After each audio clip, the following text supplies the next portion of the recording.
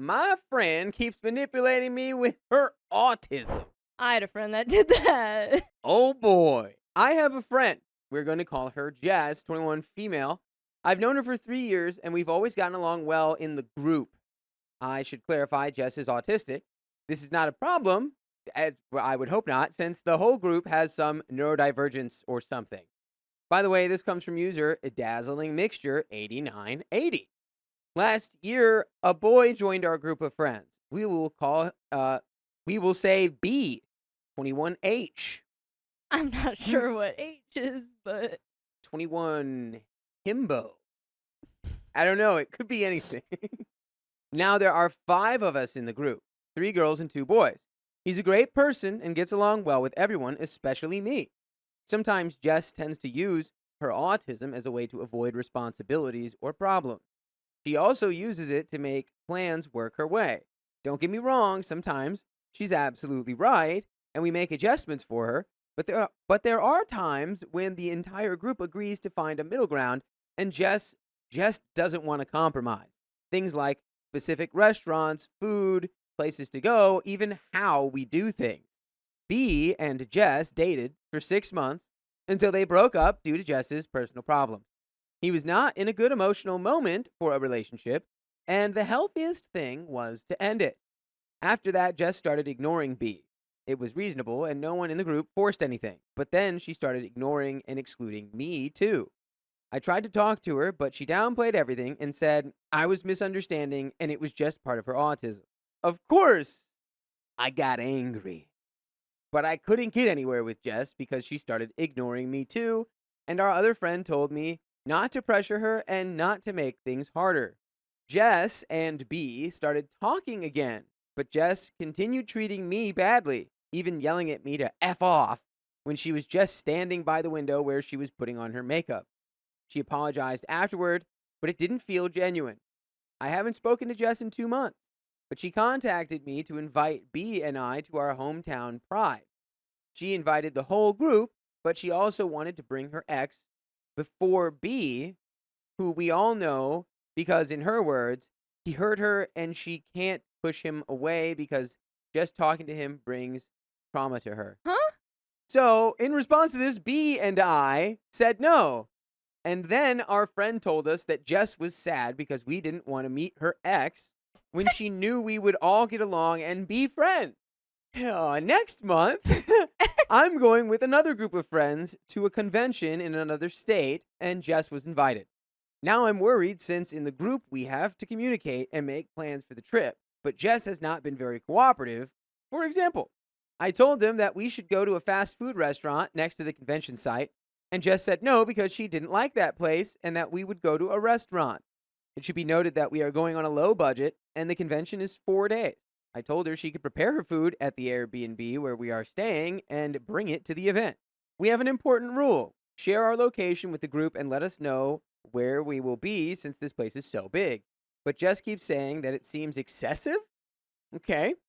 Since we'll be using public transportation to get to the convention site and the Airbnb, we want to have a set checkout time. But Jess also thinks it's excessive and controlling since she wants to have fun because of her autism. Jess hates crowded places, loud noises, or being touched or pushed. Have you guys explained conventions to her? Yeah, that's a lot of that. I explained to her that this is going to happen at some point since there are a lot of people, and she asked if I could tell everyone in the group to avoid crowded places and to be attentive to her and her needs. We all said no to Jess, and that in reality, most of us wouldn't even be together since we all want to see different things, and we would only see each other to eat and return to the Airbnb. That's a weird vibe as well. I'm so confused by this friend group, though. Yeah. Like, half the time I'm like, okay, like, valid rules, and the other half I'm like, you guys are planning to go to a convention together, not spend any time at the convention together. Apparently they're but you not need planning shared to go locations to go together. They're like, we're just like carpooling. Yeah, we go to the convention and we just together. split up. We'll fragment. It'll be fine. Only see each other to eat and return to the Airbnb is wild. Additionally, I am the person responsible for the trip since I'm taking my younger brother and 2 of his friends, who are all 19 years old, along with another friend of Jess and myself. Jess knows this, and yet she can't commit to following the rules. Now, Jess doesn't talk to the group or me, but she is with other people, especially the friend who protects her and allows her behavior. I don't want her behavior to ruin anyone else's trip. It's been so difficult since she broke up with B, and I'm honestly tired of having to constantly think about not making her feel bad and tread carefully just to avoid drama. My friend told me to post on the alien website where strangers could give me feedback. So, would it be wrong if I ended this friendship to take care of my mental health? I was gonna say it may be kind of hard before the plans that you guys have in like a couple weeks, Yeah. but after that, nah. I believe it's time to start extracting yourself from the friend group. You also already had. You said you hadn't talked to Jess for 2 months. Why do we go back? Yeah, and she invited you to a shindig with her ex. That you didn't go to. This group has me questioning my entire reality. But we do have an update. Great. Maybe it'll clear things up. We're not friends anymore. Some days ago, we had a small reunion at a friend's house, who we'll call Jake, 21 male. Jess and Jake were drinking while I was talking with another friend. She's in medical school and wants to work as a plastic surgeon. She jokingly was telling us that when she graduates, she wants us all to go to her for whatever work we want. I told her to add me to her wait list since I'm planning to have a front airbag reduction later in life. That's when Jess intervened. She said that I was just crying and making it all about me because I don't need that since I'm not even that big, and as a sapphic, I should like them. So that should be a moment where everyone just goes, "Hey, can you leave? Right. Can you actually maybe just leave?" You actually like right don't now? get a say in her front airbags. Yeah. Actually. Jake, who has always enabled her behavior, told me that Jess was right. Others do have problems with their chest, and I should just suck it up, just like Jess does. Okay, so they all suck. Okay. I have to say that, in fact, Jess is big, but she likes it. I don't. I never have, and never will. I'm always trying to cover up and use clothes that will make my chest look smaller. Still, I will never in my whole life think about telling someone else how to feel about their own body. Jake kept telling me that all of that was triggering to Jess since she can't have an aesthetical surgery since it's expensive, and I was just showing off my money. Your friend just said that you would like That like I- the whole point is the friend just said, yeah, like I give you a got you guys. discount. Hey. Hey, I got you guys. I got you guys with the Tata reductions. Hey. In that moment, my girlfriend intervened. She ripped them both a new one, telling them that Jess will not be triggered all of the time if she just minded her goddamn business and stopped acting as if the world turned around her. Instead of going on her feet and finding a job and some stability in her life, that she was big enough to understand that jobs have rules and not everyone is going to bend over backwards just for her to feel comfortable everywhere she goes. Oh. And that's called the cold water. I don't think she's ready for it. No, I think we're gonna see the reaction though. She's gonna freak out. I'm excited. My girlfriend just took my hand and we left for her apartment. My other friend later told us that Jess had a meltdown. She was crying and accusing my girlfriend and I of being ableist and attacking her. Jake was consoling her, and he posted a long Instagram post about people not understanding neurodivergences and attacking those in need. Even though you said that every single one of you was neurodivergent. Right. Right? Oh boy. I just turned off my phone and cried myself to sleep since I felt guilty about everything that happened. The next day, my brother and his best friend came over to my girlfriend's house. To say they were pissed is low. I have known his best friend for about 2 years now. At this point, they are both my little brothers, and they told me not to worry, and they would handle everything since my main concern was the future trip to the convention. It turns out that they both removed Jess from the trip. They paid her back the Airbnb money, even though it will result in them not being able to buy all the figurines they wanted and to sacrifice some autographs. Don't worry, I will buy them for them. And removed her from the group. My brother also explained the situation to the other two people that are going on the trip, and they both understood. Jess tried calling me, but when I didn't answer, she started sending these long texts about how I'm ableist and how I'm attacking her and how I never have supported her. She also texted in a larger group that we have with other friends. I just answered as follows. I'm sorry that you couldn't handle things being said to your face, and since you're telling everyone your stories, then I will tell the truth with proof. I didn't attack you. You were giving unsolicited advice about my body. My girlfriend just responded with the same advice. If you didn't want that, then you should have kept your mouth shut. Remember all of the times that we had group projects and you always criticized everything that I made and changed it all the night before, trying to make it look as if you had done everything? Read it. Well, Read it. I never turned in those works because you never read the project guidelines, and it was always your part that lowered our points. You shouted at me after every project because I would not just follow your ideas, and then you got angry when I worked with someone else and accused me of not being your friend. I tried to help you find a job. I took you to a job interview with my cousin, and what did you do? You started telling her that you couldn't work more than 1 hour because you needed to take a walk or it would be stressful for you. You then shouted at me and sent me texts telling me how my family were all bad people that wouldn't give you a job. And you stayed friends with this person? For so long. The 2 times that you came to my house, you always expected everyone to treat you as if you were royalty and almost threw a fit because my dog was barking too loud. You didn't want us to be friends with B because he was your ex, but wanted to force everyone to like your other ex after you told us he was harmful to you. You screamed at me and my girlfriend for just hanging out with B or talking to him.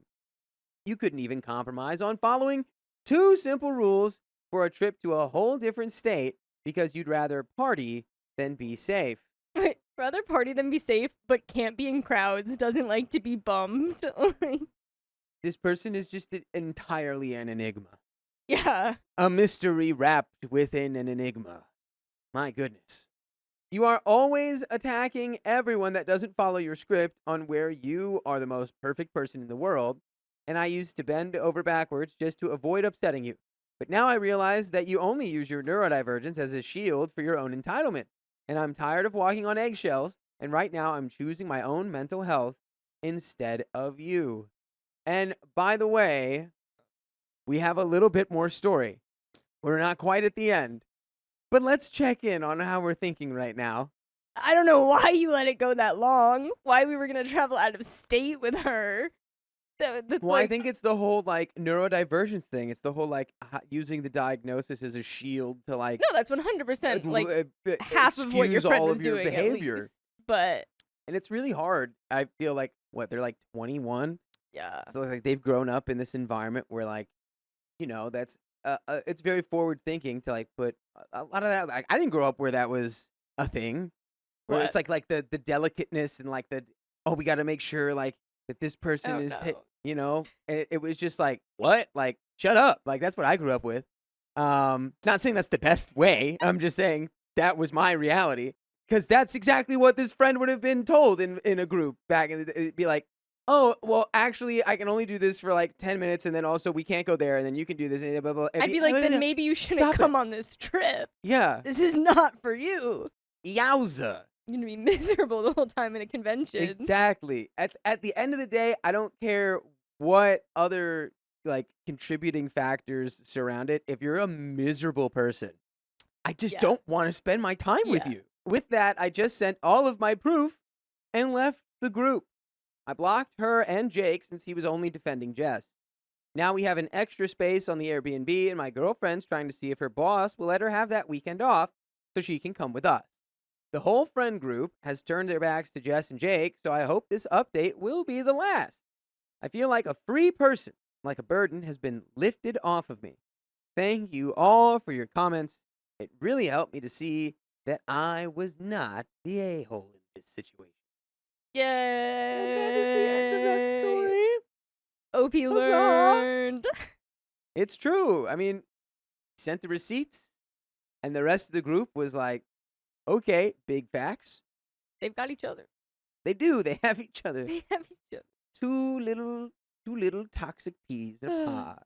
I'm dumping my boyfriend over his weaponized incompetence. He's just a silly, goofy, incompetent man. I, 24 female, have been dating my boyfriend, 27 male, for 2 years long distance. We don't live together, but due to our demanding jobs, we try to see each other at least 3 times a month. Overall, I can say many positive things about our relationship. However, things took a turn a few weeks ago, and I can't seem to forgive him. By the way, this comes from Throw RA Tickets, and if you want to submit your own stories, go to the r/OK Storytime subreddit. For context, I'm very much a type A person. I need everything planned and to be in order. However, since I'm always planning things, with friends, boyfriend, or at work, I get worn down pretty quickly and it takes a toll on my mood. He, on the other hand, is very laid back and goes through life with a it is what it is attitude. So naturally, it has always been me who's been planning activities, booking places to stay, sightseeing, and holiday all throughout our relationship. A year ago, boyfriend got me tickets for my favorite artist, and I've been excited ever since.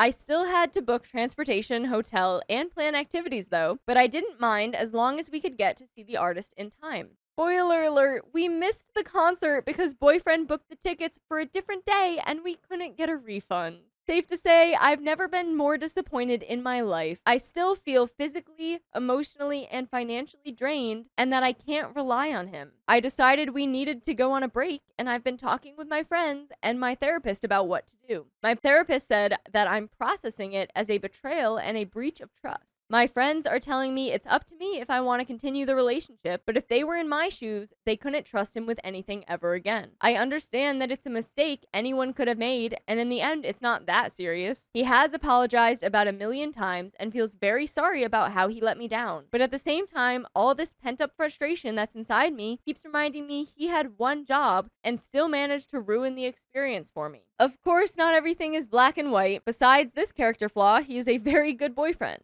Kind, funny, and we have the same opinions on politics, human rights, etc. Basically all the serious life stuff. I can't seem to get over this mistake though. We were planning on getting married and spending the rest of our lives together, yet I don't want to end up being the only one pulling the weight. Advice would be greatly appreciated. There seems to be some confusion regarding booking and tickets. There were 2 concerts. One was happening on the 31st, and second was on the 1st. Boyfriend told me we had tickets for the second concert, so I booked everything in accordance to that. Then on the 1st, he realized we had tickets for the 31st.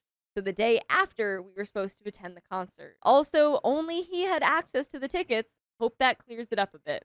Edit 2. So far, I've seen people from 3 stances in the comments. Break up with him, or I will have to manage him for the rest of my life. Give him a chance with a set of boundaries, or I'm actually neurotic and he should break up with me. I've done some introspection and considering all the facts, uneven mental load, distance, how long we'd still be apart, my reaction, I've drafted a message explaining how I felt, highlighting how much I still care about him. I've also written a few questions to ask him about the future of our relationship. He probably thought a lot about our relationship as well, and if he doesn't want to be with me, I'm not going to force him. I'll ask him probably next week. Not sure if anyone wants an update on that though. Overall, the situation has saddened me and I feel extremely uncertain about my future. We have some relevant comments, but yeah, I don't know. If you're long distance and you're not on the same page about basic things or a lot of things, it's gonna make the distance even worse. And then at that point, You start what are you in resenting it for? Yeah. If you're doing long distance, you're looking forward to your partner, and if it's gonna be stressing you out on top of the stress from long distance, it shouldn't be. it shouldn't be stressing you. I mean, long distance is stressful. We have a downvoted commenter. Is that all it takes for you to not trust him? So things didn't go as planned. So what? You're both alive and able to laugh about it and stick together to fix it. And the first thing that I would do is the therapist is right. You are feeling betrayed, but it happens. He's not betraying you. You feel that way because you talk about him like he has betrayed you. And you never go to your friends for advice unless they are living the life you want, because what do they know? They're not in the same place you are. And if your life is built on planned and organizations, you can get it together with your man, then I'd say your love is on a conditional basis, and that ain't right. Top priority planner. OP replied, I understand that, but as I said, I've been the one planning pretty much everything, and the one time he planned the trip, he couldn't bother checking the exact date for a year, and I still had to book everything without his help. It makes me feel alone, disrespected, and that he doesn't care about me. This planned trip got my hopes up. I made us matching t-shirts and have been talking about it for a year, and in the end, it was all for nothing. Commenter 1 says, I'm kind of confused why you'd book everything without checking the dates of the tickets first. This seems like a bit of an odd hill to end a relationship on, as both are at fault unless I'm missing something. In general, though, if the relationship is making you this frustrated, then you're probably just not compatible anymore, and that's perfectly fine. And OP says, he told me the date, but it wasn't the correct one. He thought we were going to see the artist on the 1st, but we actually had tickets for the 31st. He checked the tickets the day after our supposed concert. Before that, he hadn't checked them for an entire year, yet kept telling me the concert was happening on the 1st. Also, only he had access to the tickets. Hope that makes a bit more sense. And then OP responds to a longer comment regarding if she is really compatible with her boyfriend. Are they on the same page together when it comes to planning dates or holidays? And OP says, thank you for your kind words. I do believe the relationship isn't simply black and white. While being with him, I believe we both grew as people and gave each other strength. I also don't want to dictate everything we do. I'm not some kind of control freak, even if this post might make me out to be one. We had similar issues regarding planning a holiday. I had to choose the destinations, accommodations, search for fun activities we could do that we'd both enjoy, and when asking about his input, I was met with, I don't care as long as we're together, and other, in my opinion, passive comments. I expressed to him jokingly, we can compromise and he is allowed to share his opinion or plan an activity, but I never confronted him head on, so that might have been a mistake on my part. At first, it was attractive to me that he didn't stress about things or out of his control, and I felt grounded by him and more at ease. But this mindset can't be applied in these serious circumstances. Other than that, the relationship's been nice so far, but I feel like this fiasco has shown me I can't really rely on him. I feel disrespected and defeated. I'm very emotional right now and don't want to make a serious decision, hence why I asked for an unbiased opinion. Commenter 2 said, is he laid back at work? Does he forget dates and miss work deadlines? Or is it just with you? And OP responds, I actually have no idea, but his work is very serious and he uses a planner, so I doubt he has problems with the dates at work. In his personal life, I had to remind him of his sister's birthday, even though he has it marked in his planner. I'm starting to think he's bad with dates in general. We have another downvoted commenter. Please free this man so he doesn't have to deal with some neurotic woman he harbors intense bitterness over, an honest mistake to the point she needs to put the relationship on hold. It must be absolute heck being OP mentally. And OP says, I'm not everyone's cup of tea and I know how to let loose. In regards to serious matters like doctor's visits, traveling, or holiday, I want them planned so I minimize possible stressful situations that are out of my control. We've had issues in the past and we communicated about them calmly. It's very bold of you to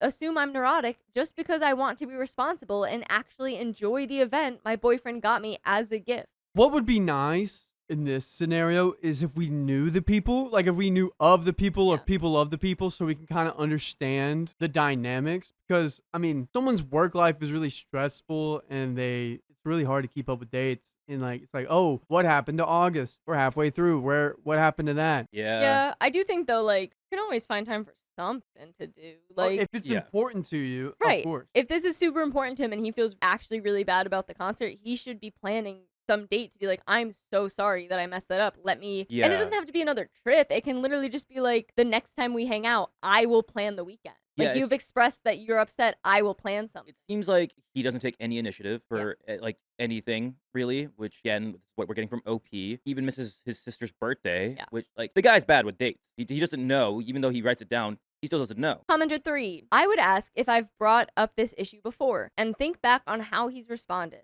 Same with the apologizing. Is it acknowledging the wrongdoing and vocalizing steps to do better? Or is it simply, oops, that's how I am, forgetful and irresponsible? I'd also compare if the go with the flow is the same when it's his thing. Like if he forgets to do his own things that are important to him, it may be forgetfulness or some ADHD kind of thing. And OP says, I've brought it up before. Only jokingly, though. Something along the lines of, you can also voice your input or plan something. You don't have to be afraid of me. So that's been a mistake on my part. In regards to apologizing, he said he's sorry and that he effed up multiple times, that he'll fix it. But the artist won't come to our area anytime soon. So for now, I think those are just empty promises. I don't believe he has ADHD, but I'm not ruling it out completely. He also books buses and trains for him, often very last minute. But regarding his trips abroad, he plans everything. Long story short, we broke up amicably. I omitted a lot of details and lied about our personal lives just so I could get truly unbiased opinions. To tell the truth, I'm a med student, got into med school a bit later because, well, life happened. He's just finished law school. At the time of the concert, I had to study for my anatomy final and could not have any distractions. but I told myself that the concert would be a treat to myself during this tough period. We had arrived at his friend's place where we'd be staying, and to be honest, I've never felt so unwelcomed and out of place in my entire life. Me, my boyfriend, let's call him Jim,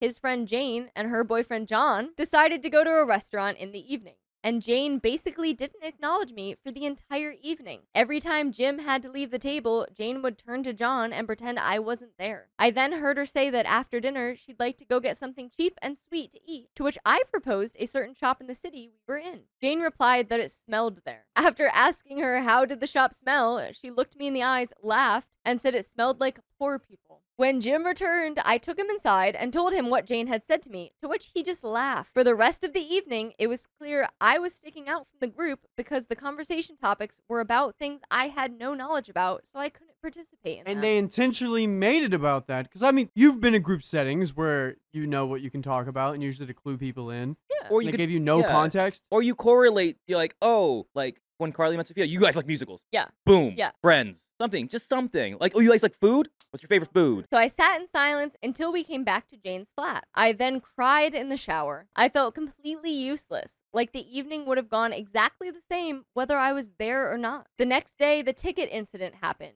Jim checked the tickets and realized he booked them for the day before. I tried to get the tickets and was contacted by a scammer and got scammed around 80 euros. I already talked to police, but they put the investigation on hold. During this time, Jim kept repeating how stupid he was and that he would fix everything, just didn't know how. The artist won't come to our country anytime soon, by the way. Jim also never said how he would prevent similar mistakes from happening again. After that, I didn't speak to him for almost 2 weeks and took to Reddit. In the end, I decided to give him one last chance and said probably both of us should work on our communication. He said he didn't expect me to give him another chance, didn't know how to react. So he thought it over for 12 plus hours and didn't contact me. During this time, I kind of emotionally accepted that he didn't want to be with me anymore. The next day, Jim agreed to give it another try, but the excuses started. He kept telling me he would be jobless during the summer, money would be tight, we wouldn't be able to travel anywhere, that I should enjoy my summer, etc. To me, it sounded like he wanted an out, but didn't want to be the bad guy and propose the breakup. Come to find out, he wasn't as broke as he was telling me, because he attended a film and music festival. Doing the math, he probably spent around £300. So I messaged him that I'm tired. He didn't even say sorry after Jane insulted me, and I didn't see him making any effort in planning our future and owning up to his mistakes. We wished each other well. We would be open to communication if we ever crossed paths again, and I now feel like somebody close to me passed away. Rationally, I know I did the right thing, but I've never broken up with anybody amicably before, and grieving this relationship is extremely hard on me. Thank you all for reading. Take care. By the way, you can always take care to listen to full episodes with stories just like this. Go to Spotify, Apple Podcasts, your favorite podcast app, and search OK Storytime. Commenter 1. Breakups suck, even when they're the right decision. Let yourself grieve the future you wanted. Cry. Watch movies that make you cry more. It will get easier. I hope your finals went well. And OP says, yes, thankfully I passed. Thank you for your kind words. Commenter 2, breakups always suck, but you definitely did the right thing. Anyone who would laugh at Jane saying the place you suggested smells like poor people is not someone you want to build a life with. OP responds, I don't want to indulge in this whole classism thing, but to be honest, Jim comes from a worse financial situation than me. Jane has generational wealth, and I think he didn't confront her because he would lose access to the perks of being her friend. After thinking about that moment so many times, I couldn't come up with any other explanation. And OP responds to a longer comment regarding the future of her relationship with Jim. OP says, I told him I needed to think about the future of our relationship and we should limit contact. Both of us had finals coming up, and to be honest, I didn't want any distractions. We exchanged a few texts, wished each other a good luck on our exams, but we were not on speaking terms as before. It wasn't intended as a punishment, but a deep thinking about all the emotionally draining things that had happened in such a short time. Looking back, I know I should have done things differently, so I'll keep it in mind moving forward. And someone asks, are OP and Jim different nationalities? OP says, we're the same nationality, but I study in a neighboring country. If either one of us want to visit the other, it would take 2.5 to 3 hours of travel. Comment 1, I am the tickets boss in my relationship, while boyfriend is the traveler czar. And this situation is just avoidable. Ticketmaster/Live Nation will add your ticket date and time automatically to your Google or phone calendar. Every time he asks, when is blank again? I pull up the app and check, even if I know it by heart. I send screenshots after buying. This sounds like a lot of work, but it's probably 3 minutes total of my life. Alone, it's obviously not breakup worthy, but as a pattern, which it seems to be, I'd break up too. Comment 2 says, oh, so the guy uses a planner at work because he works in a law firm where deadlines are crucial and obviously does fine. But at home, he cannot even remember his own sister's birthday? Yes, I take weaponized incompetence for 500, Alex, and that really doesn't exclude him just innocently messing up the date. He just got too used to it. That's a wrap on that. My ex chose his friends over me. Now he wants to come back. Too little, too late. I, 21 female, was dating James, 23 male, fake name, for 3 years ago. I want to start by saying I'm shy and a super quiet person to be with. Even with him, I always had a hard time to talk and speak about my days or whatever was happening in my life without getting nervous speaking about it. James, on the other hand, is a social butterfly. He's talkative, has a large group of friends, and can even make conversations in seconds with people that he knows on the streets. By the way, this comes from MTTier2534, and if you want to submit your own stories, go to the r/OKStorytime subreddit. And OP says, long story short, he will usually drag me to his friends' parties or social hangouts so I could be friends with his friends, but it never worked out. Most of his friends will not let me speak or talk without getting bored, so they would just move me to the side.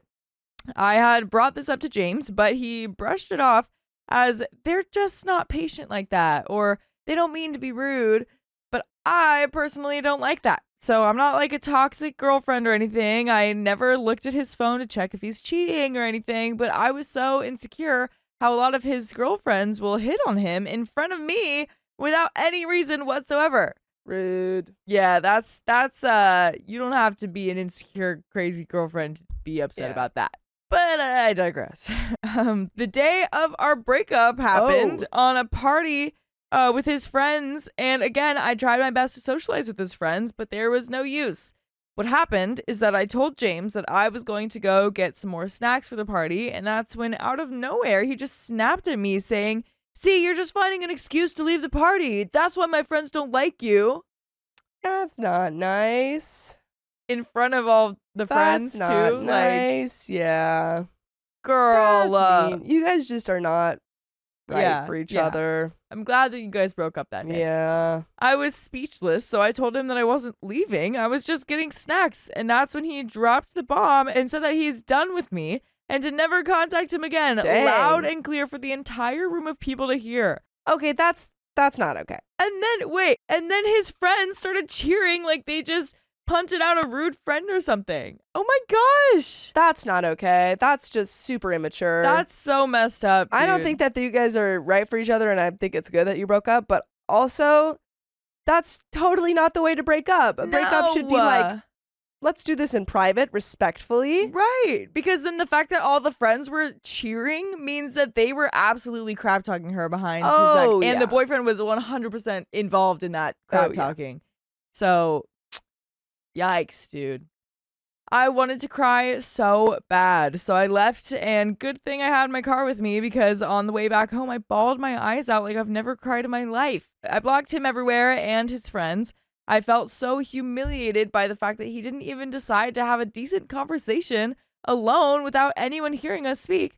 Or I don't know, I just felt horrible about how his friends started cheering him for breaking up with me like that. But fast forward to today. This is like 3 years later now. Dang.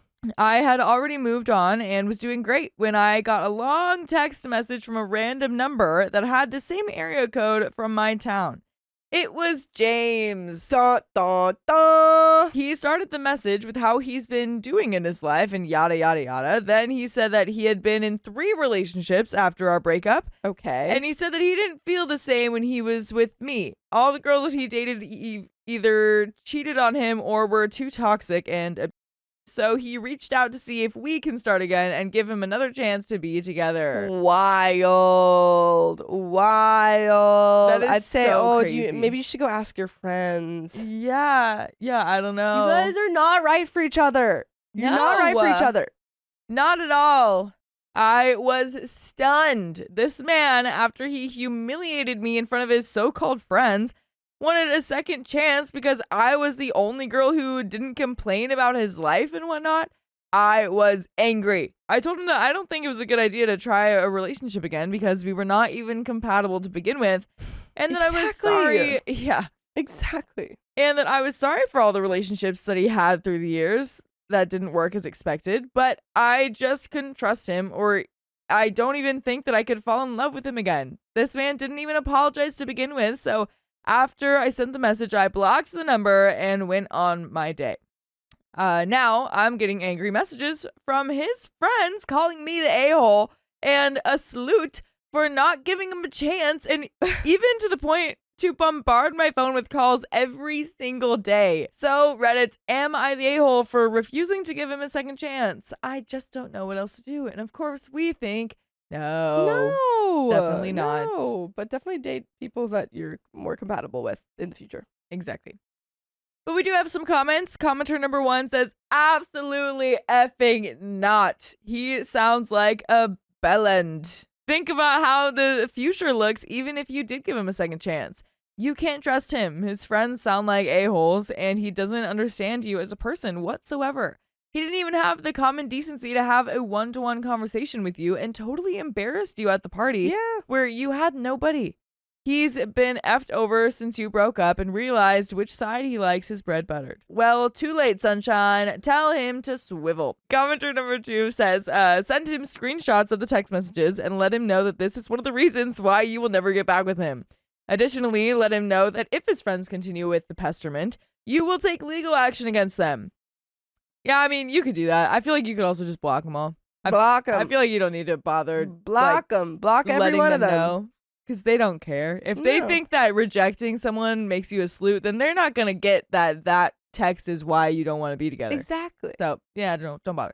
Commenter number 3 says, you're not the a-hole. He's using those same friends who made you feel humiliated and embarrassed to try to force you to give him a second chance. Stand your ground. You're more than in the right. You don't deserve to be treated like that. He sounds toxic and immature, using others to pressure you. You were nice about how you didn't want to give it a second try, and he should understand and respect that.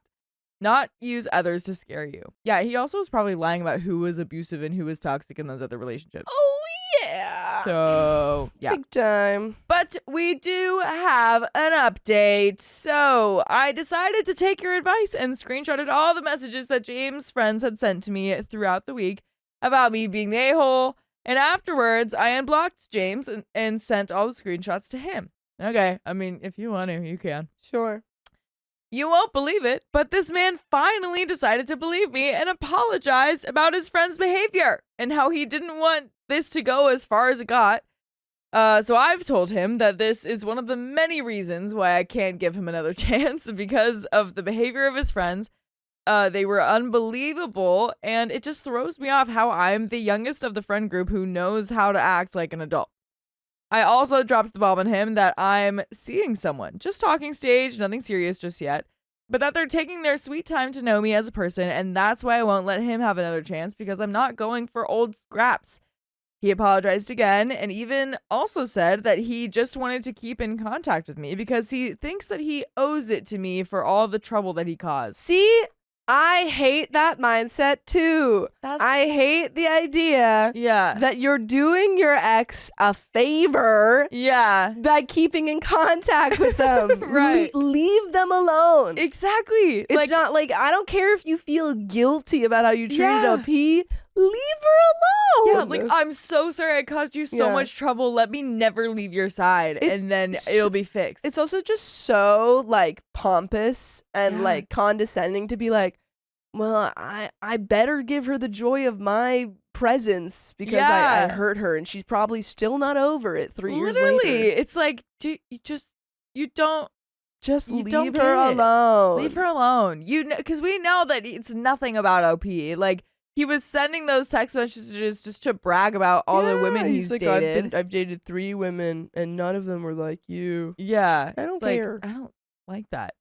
So I don't know what he meant by that. By the time I wanted to finish the conversation, he told me that during our time together, he had cheated with one of his girlfriends. Yep. Oh, wait. During the time that we were together, he cheated. He cheated on OP with one of his girlfriends that were always hitting on him. Oh, he really sucked. Dude, this is so I'd be like, after he told me that, I'd be like, okay, bye. Block. Yeah, what? Block. So that also explains why he broke up with me that time, because he was sneaking around the stupid blonde sorority girl because she was better than me. Something like that. Saw it coming, not gonna lie, but for some reason it did hurt now, even though it's been a while. He said that he wanted some closure, and telling me this was the end of it. That's the thing. It's selfish reasons. Absolutely. It's not because he's like cares about you or anything. It's because he feels bad and he needs to get it off Honestly, his chest. I don't even think that. Like, I mean, maybe. But I honestly think that he's just trying to do it to like brag and to kind of hurt OP in some sort of way. Like if he's feeling rejected and he's all like, oh my gosh, like, oh, I cheated on you. Yeah, he's like, well, yeah, like I just thought you should know, just because I'm doing the right thing, that you should know that I like did this to hurt you even more. Because of course, even though it's been 3 years, that crap still hurts. Oh yeah. Absolutely. Oh yeah, absolutely. Absolutely. So that's so messed up for him. But you know what would never be messed up is if you guys went to find full episodes with more stories just like this one on Spotify, iHeartRadio, Apple Podcasts, whatever your favorite podcast app is. Just search OK Storytime. Do it. But there is a little bit more to this story. Whew. I blocked him again, LOL. Good. And now my phone is finally back to being silent since I stopped getting calls and messages. Even his mom texted me saying sorry for his son's behavior. So that's that. I want to appreciate those who convinced me not to give him another chance. Yeah. I'm too much of a people pleaser, and I just couldn't handle the stress that I was in the wrong. Thank you, all of you. There are some final comments. Commenter number 1 says, good for you. You stood up for yourself and let him know that he is basically scum. He was right. He will never find anyone as wonderful as you. Sucks to be him. Another commenter says he apologized again and even also said that he just wanted to keep in contact with you because he thinks he owes it to you for all the trouble you caused. Another commenter responds to OP saying he apologized again and even also said that he just wants to keep in contact with me because he thinks he owes it to me for all the trouble he caused. The commenter says, pretty sure that what he means is that he figures he'll be able to get in your pants later. And OP says, honestly, that's what I'm thinking, but as of right now, he's blocked everywhere, so now, hopefully, I don't find him in the streets. Hopefully.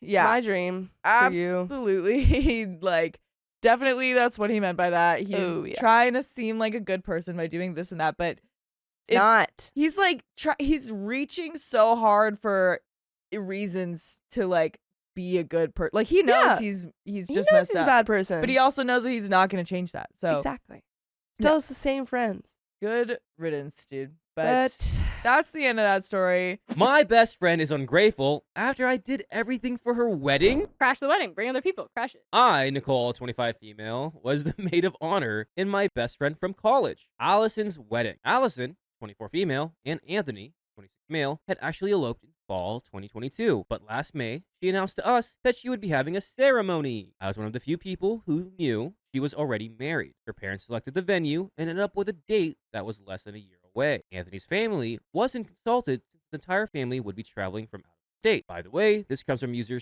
StakeTurbulent8552. If you want to submit your own stories, go to the r/OK Storytime subreddit. My name's Keon. I'm Carly. And I'm Dakota. Soon after the announcement, I began helping by connecting the bridesmaids, driving a few hours to see her and go dress shopping, and picking out the bridesmaid dresses since she didn't want to deal with it herself. The wedding was going to be out of the state for most of the wedding party. Fortunately for me, it was about an hour from my hometown, so I can make more flexible arrangements. Originally, Allison offered to pay for hair and makeup for the bridal party, but shortly after, changed her mind. Context, I was one of the 2 bridesmaids of color, so having a makeup artist and hairstylist who didn't have us in their portfolios would have been a lose-lose situation. She also offered to pay for our hair if we went outside to get it done. Her changing her mind didn't really bother me since I was comfortable going to my own stylist, knew the cost wouldn't be outrageous, and I'm very good at doing my own makeup. When room blocking came up, which I brought up, she was against it because Anthony would be able to see her the night before the wedding. He wasn't considering that she was in her parents' hometown, and his family would be in town by then. We could have had separate lodging for the bridal party and groomsmen. At no point did she offer to pay for rooms for any of the wedding party. So I moved on and booked a room with the bridesmaids,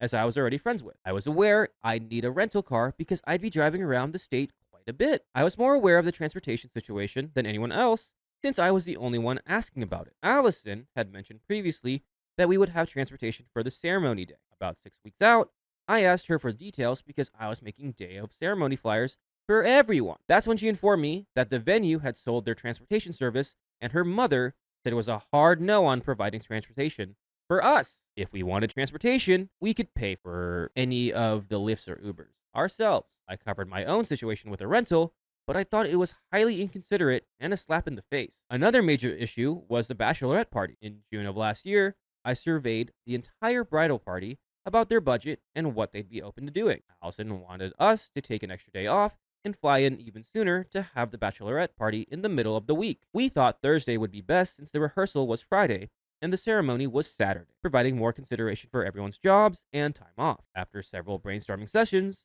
we decided on an in-state resort with a private house. I asked Allison how she felt about spicy dancers since the whole bridal party had put it on the table, and she said she'd put a pin in it and let us know. She later told me that Anthony said it was a hard no. I let her know that if she wanted it, she could have it, but that was the end of it. During the bachelorette party, she responsibly took an edible, consuming cannabis for the first time in 3 years, which was also against her Air Force orders.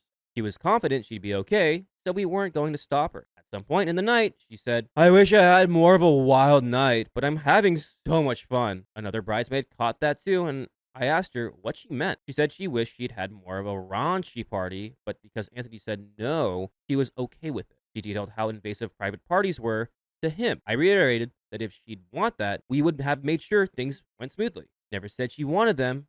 Spent a lot of money to pull this off. Let it roll off and went about my night. Later, she became ill. I asked what she was feeling and got the cold shoulder and was told to get out. I figured she was just too high. At some point, one of the bridesmaids who didn't have transportation was asked to take her to the hospital. The night was over. The diagnosis ended up being that some of her vitamins were low. The next day brought more drama. My hair was no longer being paid for. I had to figure out when to get it done. It was suggested that I pay for my hairstylist to drive an hour and miss her other appointments to do my hair the morning of the ceremony. As someone with thick, long hair, I need hot running water, space for a blow dryer, and space for all the products she'd use. That's very unrealistic right before a ceremony, and I'd always kept Allison informed that Friday would be when I got my hair done, meaning I might be late to help set up the venue. Yes, she wanted us to set up the venue, not just decorate, because they didn't pay for setup service.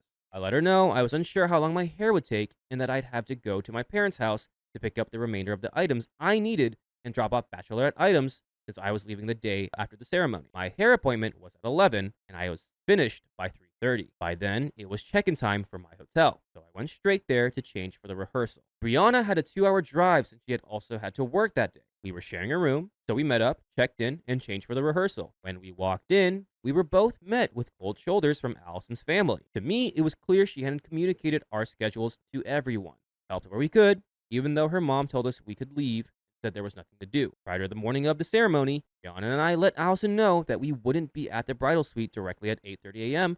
for several reasons. I was making the schedule and knew exactly what time bridesmaids would start getting ready. Since we'd be doing our own hair and makeup, we'd be sitting around for a while before it was time to start. Brianna would have to do her own hair at the hotel, and we needed to check out since we weren't staying the night of the ceremony. Given all this information, we get ourselves together and be prepared to get ready in the bridal suite, aiming to be there by 9:30. We communicated this to Allison several times. Like, getting ready all together is like a big thing For the bridesmaids at weddings.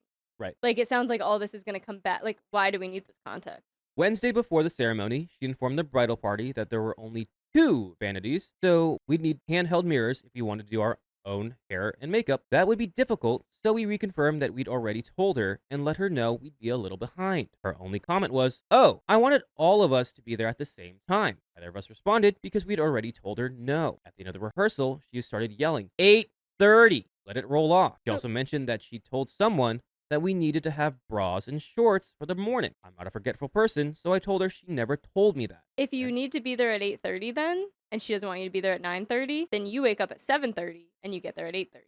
She corrected herself and said, "Oh, I thought I did, but I forgot. Maybe you all can run and get bras and shorts." The night before the ceremony, Brianna and I reminded Allison again that we wouldn't be there right at 8:30, but would be there early. Didn't reply until roughly 7 a.m., saying we can get ready in the bridal suite. Brianna wears her hair natural, so she'd still have to prep her hair at the hotel no matter what. And that's all we were telling her. Since the room was in my name, I couldn't leave until Brianna was ready. Not long after, she called to ask if we were ready yet. I said no. Brianna was still in the shower, and I was finishing up my last things. She started complaining about telling us to be there, and I reminded her that we'd already told her our plan. I let her know I knew what time I needed to be there, and everything would be okay. I hung up, and then she texted me a nasty paragraph saying the laugh at the end was unnecessary. It probably was. You sound like you're causing drama. That she really didn't need this today, and that she'd wanted to do something nice for everyone by being there before makeup and hair, but it probably wasn't going to happen now. I didn't reply because the gift was a sheen necklace and one of those Amazon kits with robes and slippers. It's still a gift.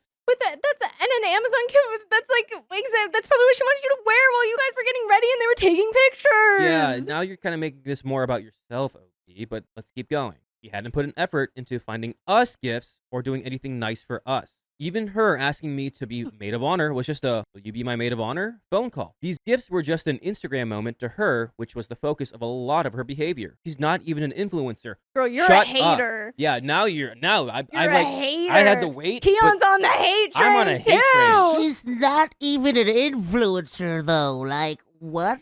Kim Roberts Shut says, I up. disagree on that one. Gifts for the Hey. bridal party are Hey, necessary. I think that gifts for the bridal party have become a bigger thing as of late. I don't know when this was. Oh, this is after 22. So this was when that was a kind of a bigger thing. But if you can't afford it, you can't afford it. Yeah. The honor of standing up there next to your Is the friend gift. is the The gift. gift. I Is was the gonna thing say. of like, Yeah. I value us so much that I want you there with me. I want you hanging out with me from 8:30 in the morning. Then you wonder why they eloped first. Yeah. This changed my attitude and had me behind with getting ready. I let Brianna know what was said, and I was ready to drop out. Once I finally got myself together, Allison called Brianna, letting her know the bridal party had forgotten cash that I informed them they needed a few days prior. She also needed film for her camera. At that point, I was over it. Checked out, I messaged the group chat saying I'd run and get the film, and Brianna would get the cash since they were in opposite directions. I showed up, said hello to everyone, gave her the film, but she didn't say thank you. I went on my way that day. Somehow they forgot to do Anthony's mother's hair, and she was first on the list. They tried to brush it off as no big deal, but only the black girls assisted her with getting ready. My feelings were hurt because that was such a careless action. I started to feel that I no longer belonged in this friendship. I observed how Allison interacted with other friends compared to how I interact with mine. It was clear we'd grown apart. The day went pretty smooth.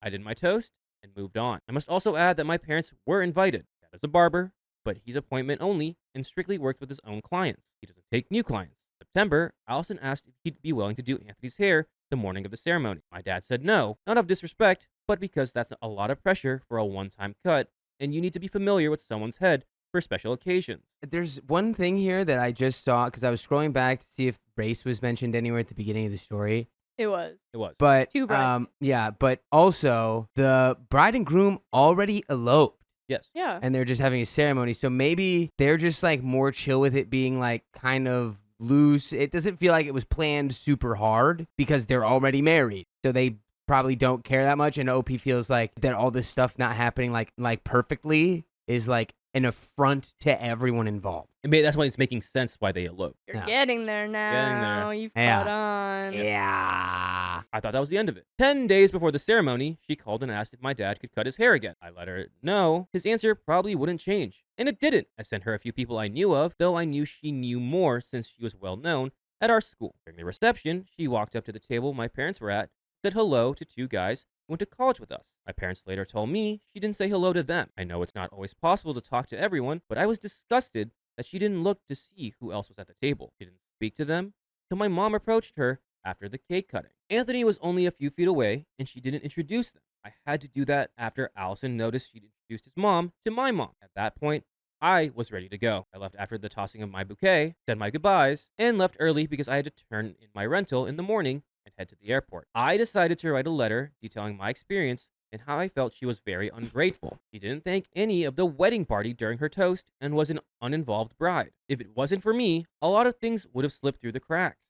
And my friend said I should have dropped out and to consider that she may not put this much effort into my special day, as there have been many instances where she made my events about her or tried to get me to make adjustments specifically for her without considering others or myself. I decided to wait until I got the professional pictures because I did a damn good job on my makeup. I don't know when I'll physically see her again, but in every disagreement we've had, she purposely misunderstood me or tried to minimize things that hurt my feelings. I'm at a point in this friendship where I don't care about conversation or resolve. I just want her to know that she's hurt me for the last time. Am I the a-hole for breaking up with her? We have an update. We ended up chatting Memorial Day weekend, right after her honeymoon. We talked because Brianna went to her about our venting session the night before the wedding. Apparently, when I left the reception, Brianna and the other bridesmaids had a powwow with Allison and her husband. Brianna told Allison it was my fault that she and I were late that morning, which I went over in the original post and still have screenshots to discredit. Also told her about my feelings toward our relationship and how the wedding weighed on me. Interestingly enough, Brianna didn't talk about anything she said or even allude to it being a conversation. So, my first conversation with Allison was about a conversation I didn't participate in where I was belittled by all the bridesmaids. Throughout the entire wedding process, I'd left an open line of communication for everyone where I was always clear, forthcoming, and available. So it was very disheartening to find out they had to wait until I left to say anything. I'm sorry, didn't you say earlier that you didn't want to communicate things? Or I communicated, but now we're all having a little pouty fest? No, I know that wedding debrief hit. Yeah. I know they were having fun. No matter how I felt toward them in any moment, I was always kind and still made space for them. I do believe I have an intimidating spirit because I don't let a lot of things get past me. If it's stupid, I'm going to call it out. I've gotten better, but a lot of things the bridesmaids did were worth calling out in those moments. I believe they were all a passive group. Short, they said I was a witch, and I laughed immediately. Conversation with Allison was brief, but she did apologize after criticizing me and saying I ruined her day. I would agree if I'd done anything intentionally or passively to ruin her day. I was told I ruined her day by leaving an hour before the reception ended because I had an early flight and my parents lived an hour away from the venue. I was able to take accountability for not pulling out of the wedding sooner and voicing my frustration with someone who wasn't her. But everything else considered, I wasn't wrong for how this wedding played out or how it impacted me. I thought that was the end of the conversation, and we decided to keep each other at arm's length. Maybe a month went by and she posted the photo. I liked the post, posted my photos, and she liked mine. The next day, I got a call from her saying she'd spoken with Brianna, who gave her the rest of the conversation we'd had the night before the wedding. Brianna lied and said I questioned her husband's love for her and didn't understand why he was marrying her, which was completely untrue. I got to a point where I was tired of defending myself because it was convenient for both Brianna and Allison, as well as the other bridesmaids. Nobody wanted to tell her she was wrong, and because I was already the angry black woman in the scenario,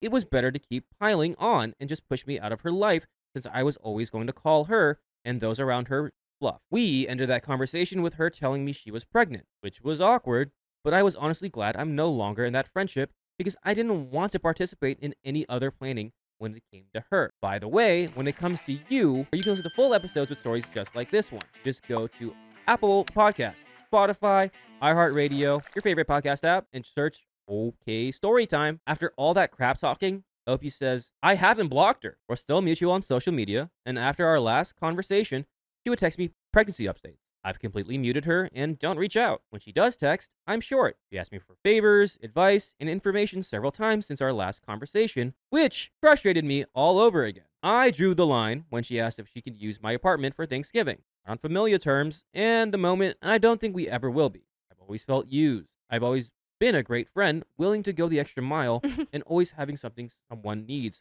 or willing to figure out how to get it for them. I've always been way too dependable and looking out for her best interests. But it got to a point where I no longer care. Once I said no about Thanksgiving, which she asked about 2 months ago, we haven't exchanged any other texts aside from me saying, happy birthday, which got no response. So it's very fair that maybe Allison could also, there's a lot more to it than we know, but this is just one side of the story. Yeah. Did she ask to use your house for Thanksgiving, or did she ask to hang out with you? No, she wants to use her place for Thanksgiving, which is very odd. I don't trust her.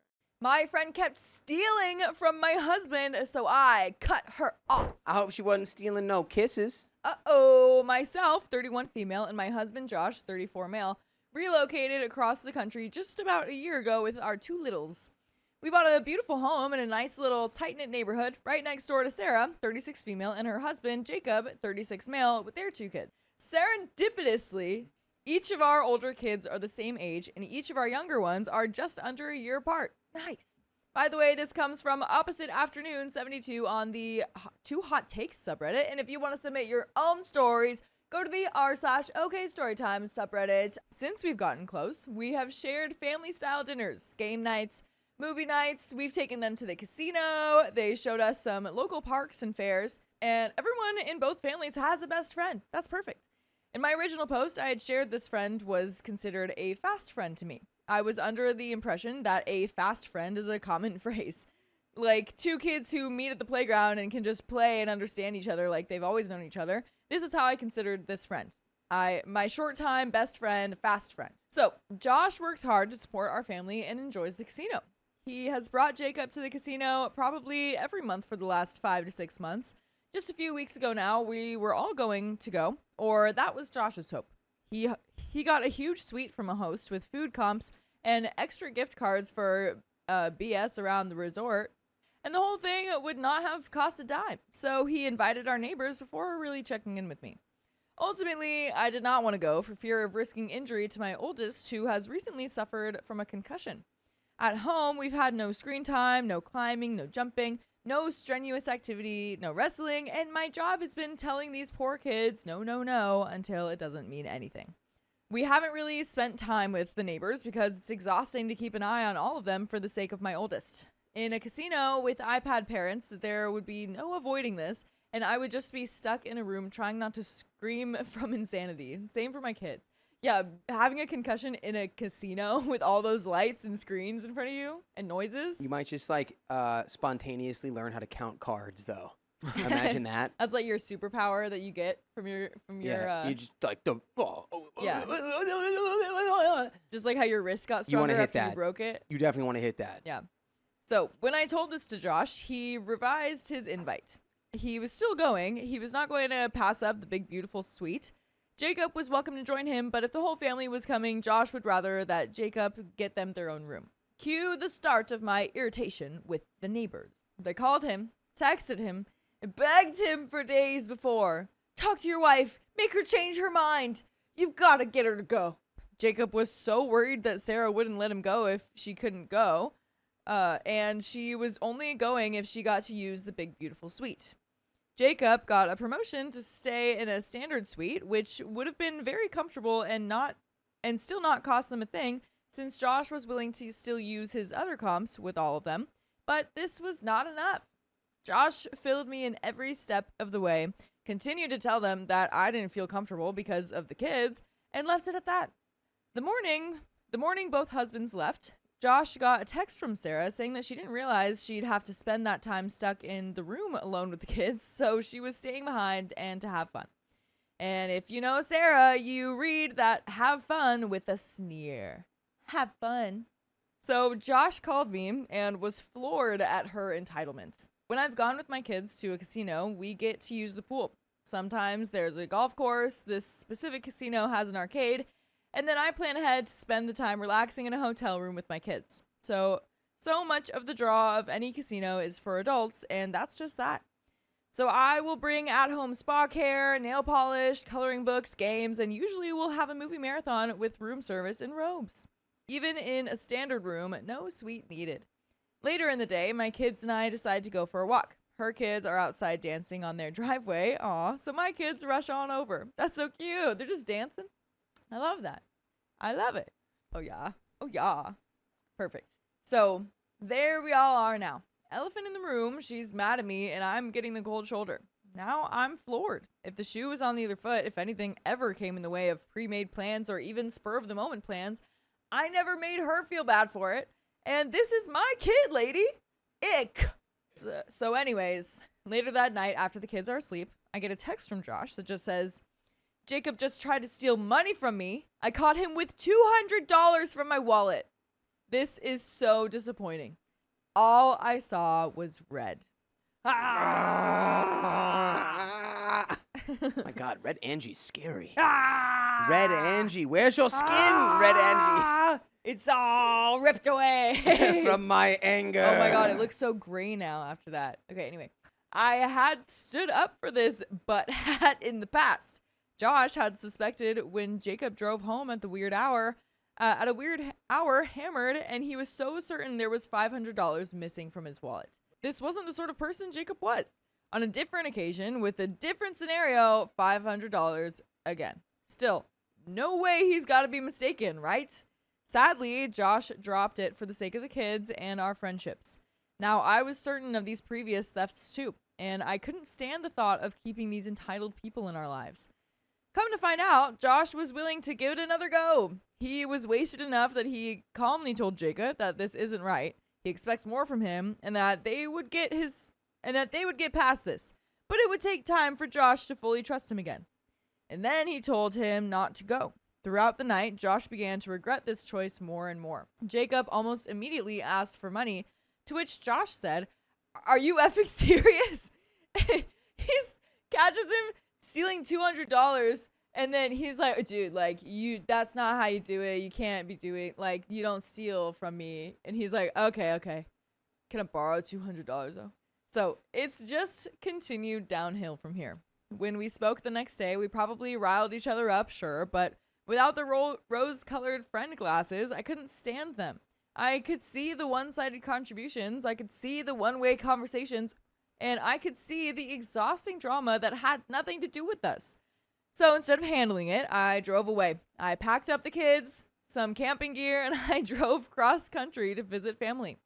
Josh works long hours, and unless planned, he never really sees anyone but us, so he just did his usual thing in a quiet house. I overthought the conversation that needed to be had. I had nightmares of her reaction to the news, and I decided I needed to send a text before I even started my way home. So I did. I took my emotions out of it. I gave her the facts of what happened between Josh and Jacob, and I let her know that we just couldn't be friends anymore. She took about 2.5 hours to reply in a group chat with me and Josh. She gave us a bunch of manipulation, in my opinion. She repeated that she's destroyed, that she's blindsided, and that she is sobbing and throwing up with how hurt she is by all of this. I don't care. Clean it up. I don't care. Clean it up, dog. She thanked Josh for taking the high road, and when I spoke to Josh, we decided I would respond. Since I didn't have service that night, I sent a text about 2 days later and continued to keep the emotion out of it.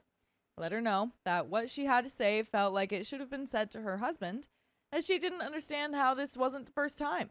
I let her know that her husband walked all over Josh and used him, and that due to a lack of communication from Jacob since then, it proves to us that he didn't care to just let us walk away and keep her in the blind. So now she spirals. Now I can just hear her screaming from states away. The only point I know she's probably right to make is that this does not belong in the text, but could you blame me? Her other points being, she is trying to apologize. Jacob is mortified. Jacob couldn't even steal from a store, so they're destroyed that he could ever think to do this. He doesn't remember doing anything more than this. Shortly followed by, "This is between Josh and Jacob, and not to text her any further." When I've sent 2 texts, and the OG one and the follow-up one. She has sent several. So Josh says, "You got it." And she spirals again. Now, it's my fault. I should have never gotten involved. Josh and Jacob should have handled this between themselves. I shouldn't be speaking for Josh, and I am making her the villain. I made this so bad by doing this all through text, and then Josh stands up for me. He lets her know that I did what was right to let her know why we would no longer be friends, and that things would be between Jacob and himself going forward, since that's what she asked for. And we have spiral number 3. First, she takes that as a slight at her, saying that she's not in charge here. And then she brings up a situation involving the kids where she proceeds to blame mine for a situation and then insists that she has never made me feel bad about said situation. And I would personally never make you feel bad about finding more episodes of full stories just like this one. Just go to iHeartRadio, Spotify, Apple Podcasts, or whatever your favorite podcast app is and search OK Storytime. I would never make you feel bad about that. There is a little bit more into this story. But what a headache, dude. Yeah, dude. Your friend is a drunk thief, and you should, understand that. Moving forward, don't trust him. And this is like the worst person to get into a text argument over, too. Is like you say your things. You say all that you really needed to say. You hit all the marks of what you want to talk about. You say it in a calm way.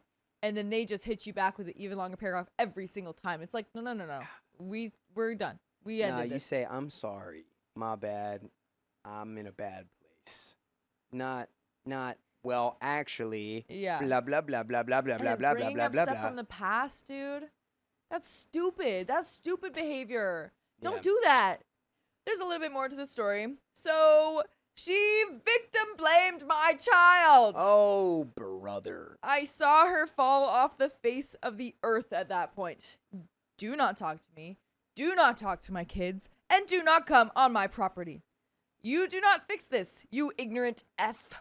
The next morning, I get the last of the texts, starting with, I respect your decision, but, and that bunch of the same BS after that. So in the end, am I the a-hole? Could this have gone any other way? Did I overreact? I originally posted for advice as of how best to break up with this friend, but now I'm indifferent to her snooty, pinched witch face. And that's the end of that story. Damn. What would you do? How would you have Yeah, gone about I think it? I'd be moving on in peace. I'd just quietly stop engaging and giving a hoot and a half. Yeah. I would just slowly pull back and watch my life just become peaceful. Because it's like when someone's sending you like 7 paragraphs in response to stuff, it's like there's no point in trying to be like, hey, so blah, blah, blah. Like for X, Y, and Z, I'm out. You just do it. Because they're not going to accept it. They're just going to go, Yeah. well, you shouldn't be because of blah, blah, blah, blah, blah, blah, blah, blah, blah, Yeah, blah, blah, blah, blah, exactly. blah, blah, Like, blah, blah, blah. those points are invalid. And it's Yeah. like, well, I don't care, actually. If you don't like those points, I still just don't want to be around you anymore. Yeah. I told my dad to dump his girlfriend because they ruined my peace. Tell her to peace out. For context, my father is dating a younger woman who openly wants to have kids. He has 3 adult children and also openly doesn't want any more. Some time ago, they decided to wait a few years to see if either of them would change their minds about it. Otherwise, they'd break up. I told my father it was a bad idea, but he didn't care. By the way, this comes from user Dad's Girlfriend Throwaway. And to introduce myself, I'm Keon. I'm Carly. And I'm Sophia. So let's get into the story. I'm pregnant. This will be my and my husband's first baby, as well as the first grandchild on both sides. So we're all very excited. But my father's girlfriend has been extremely over the top. She takes every shot she can to try and get involved in my pregnancy. To give a few examples, she calls me almost every day with name suggestions or parenting tips. Anytime I tell her and my father about something I'm planning for my baby, she feels the need to explain what she'd do or buy instead. She frequently asks me whether I'm having a boy or a girl, because apparently she has different shopping lists for both. We know the gender and name, but won't announce either until the baby is here. She has asked whether she can attend one of my ultrasounds to see what it's like. Dealing with my dad's girlfriend has been very overwhelming. Even if she is just being caring, we were never even remotely close before my pregnancy. So she's been making me very uncomfortable. On Saturday, I stopped by my father's place to pick up some of my old stuff. When I got there, he was having an argument with his girlfriend. They said it had to do with my baby. So they explained it to me. My father's girlfriend wanted him to turn either the guest bedroom or the home office into a nursery, to make it easier for them to babysit my child. My father didn't want to get rid of either. I tried to be polite about it at first. I told them I wasn't planning on having them babysit, and I probably wouldn't use their hypothetical nursery when there was a perfectly good one over at my place. But my father's girlfriend said they had been waiting so long for there to finally be a baby in the family, and she wanted to spend as much time as possible with my child. That's when I lost my patience. I said I understood they disagreed on having a baby, but that it wasn't my problem. So I told them to either break up or leave me alone because I'm done dealing with this. Next day, my father called me, said he understood I was frustrated and that he agreed his girlfriend has been going too far, but argued that she's just excited and trying to help me, and I'm being rude to her for denying it so firmly. Especially upset about what I said because this relationship is none of my business, and I had no right to comment on it. My husband is on my side, and so is my brother. My sister is pretty neutral. The more I think about it, the more mixed my feelings on this get. Am I the a-hole? And we have some relevant comments. Not the a-hole. The girlfriend is the one being rude by trying to shove herself into your pregnancy experience. Setting up a nursery without even asking you is wild behavior. Facts. Time to put a stop to her involvement because she's going to keep pushing. The woman has some crazy baby fever. She's had baby fever for years. I genuinely don't know why she's still dating my father. Again, back and forth with Gene OP in the commenter. She probably thinks she'll change his mind eventually. It may have finally set in that he won't actually change his mind, so now she sees your baby have a chance at her sort of having a baby. It's been 4 years. She's 40. Could it really have taken this long to set it? Has OP's dad had a vasectomy? Any chance of an accident happening? I don't know whether he's gotten one, but if he hasn't, I'm surprised it hasn't happened yet. How far away do they live that you and your baby will be having sleepovers? About 20 minutes, and no, my baby will not sleep over at my father's. The bassinet is in case we're visiting and the baby needs a nap. It was my father's idea, and I gave it the okay. More on OP's feelings about the relationship. I agree they're both in the wrong for thinking they can get the other to change their mind, and it's the reason why I never felt sorry for them. They're both adults who know what they're risking by staying in this relationship. A long time ago, I told my father that them staying together was a waste of time. In retrospect, I admit that was harsh, but women don't have forever to get pregnant. He wouldn't have the energy to raise a child in his 60s. So the only way for them to be both happy was breaking up. He ignored me and said people can change, and the time they spend together is never a waste. They're both just saying, dad and dad's girlfriend, that the other one's gonna change. Yeah, it's like, I'll wait. You can wait. I'll wait. Someone says, you allowing your dad to lie to his girlfriend about potentially wanting kids is cruel. But if your dad doesn't even want a nursery for his grandchild, he's done raising kids and is lying to his girlfriend. He's only with her because he's stringing his girlfriend along, knowing he's already had a vasectomy. OP's response? He's not lying to her. She knows he doesn't want kids. He knows he does. About 4 years ago, they agreed to wait a while to see if either of them would change their minds about it. And I never mentioned any vasectomy. Clearly, she's just not getting the idea. They should have broken up a long time ago. 4 years? At the end of the day, sometimes it's on her. He blatantly It's said... on both of them. It's definitely on both of them. Bless you. They should both kind of realize that they don't want the same things, but she ultimately needs to be the one to decide, like, this is a boundary that I'm hard set against. Like, I want a kid, so I'm out. Yeah, and he should have been like, okay, you don't want a kid? I'm done. Like, if you're going to keep pestering me about a kid, I'm not They each go, it's a hard line for me. It's a hard line for me. High five. Gotta Good luck go. in your life. And there is an update. 8 days later. As exhausting as it has been to deal with my father's girlfriend, I know how to manage it. Calls can be ignored, messages can be muted, and excuses can be made. I've done all of the above before. The real problem is the point it's gotten to. I strongly believe in only cutting ties as a last resort, so the fact I actually considered blocking her, I've only done that to 3 people before, and they did a lot worse than she did, scared me a little. I don't care what decisions my father and his girlfriend make about their relationship. I know what I'd do in their shoes, but I don't have to tell them that. They're both adults who should know what they're doing by now. But whatever they do, I can't let it affect me, my child. And when I told my father I was done dealing with this, I meant it. My father and I had lunch together on Tuesday, and I decided to bring this up. First thing I told my father was that, moving forward, I won't share any information about my pregnancy with his girlfriend. And after I've given birth, she won't babysit or be left alone with my baby at any point, nor should she expect to get more pictures of or information than my father will. Wasn't happy with that, but I didn't leave a lot of room for argument. My father did, however, try to spin it into a discussion about how I don't like his girlfriend and act too cold to her. That is not true, nor is it the first time we had this discussion. He's always hated the fact that me and his girlfriend aren't close.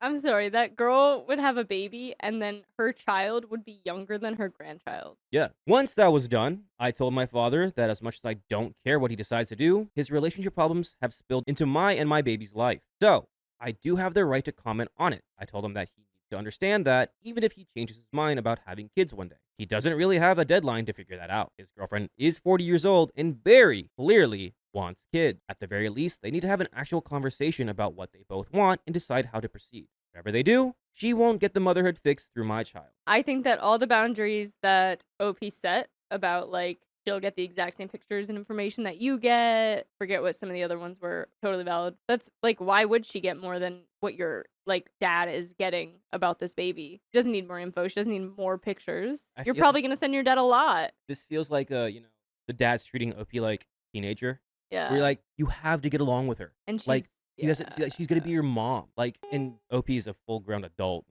I don't have to do that, Dad. Your literal relationship problems are coming into my life, which I don't need any more problems in my life.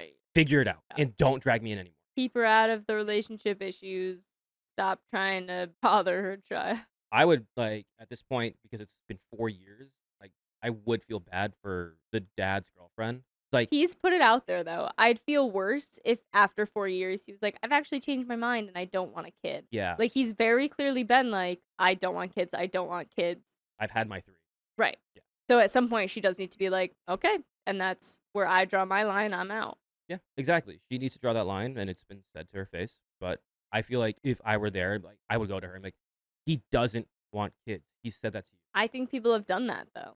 It's just, I think she's heard that recently. And now there's a baby that she can feel like she's getting that through. Yeah. But let's go ahead and finish the story. My father agreed with me in the end. He said he talked to her, but I don't expect to hear more about this anytime soon. Additionally, no plans for a potential nursery at his place are moving forward. He didn't want that either, so it wasn't hard to get him to promise that. I'm not going to lie. I don't think this will end well for them. If they choose to stay together, at least one of them will end up unhappy. But like I told my father, I'm done. They're not my problem anymore. My only concern from now on will be making sure my baby is safe. Whatever happens, I have what it takes to deal with it. Thank you guys for everything. More relevant comments on OP how they will handle hospital visits. The hospital knows we don't want any visits. My husband and I are seriously thinking of making exceptions for our mothers, but we're not sure yet. If we do decide to do that, we'll plan accordingly. If she is this delusional, do you realize that the part of not letting her be alone with the child or babysitting has to extend to your father, right? She could just as easily take the baby and run when your dad is in the bathroom, and she could if she was alone. OP replies, yes, I do realize it. I wasn't planning on leaving my baby with my father anyway. He doesn't have enough free time to babysit. And we have one more comment. Does anyone in OP's family have a key to her place? No one but me and my husband does. We also live in an apartment building with good security, so it's impossible to show up unannounced. And that is the end of that story. I think you put it out there. Honestly, even if she's like the girlfriend, dad's girlfriend is upset about it, you're like, okay, this sucks. Be mad. Be mad. It's my baby, my way of handling it. And then if anyone else is going through the same situation as OP's dad and girlfriend, if you're trying to compromise on something, great. But if both of you are butting heads for 4 years straight and not getting what you want, that's a clear vindictive sign that this is not going to work out or nothing's going to change. Sorry. Like, think in their shoes.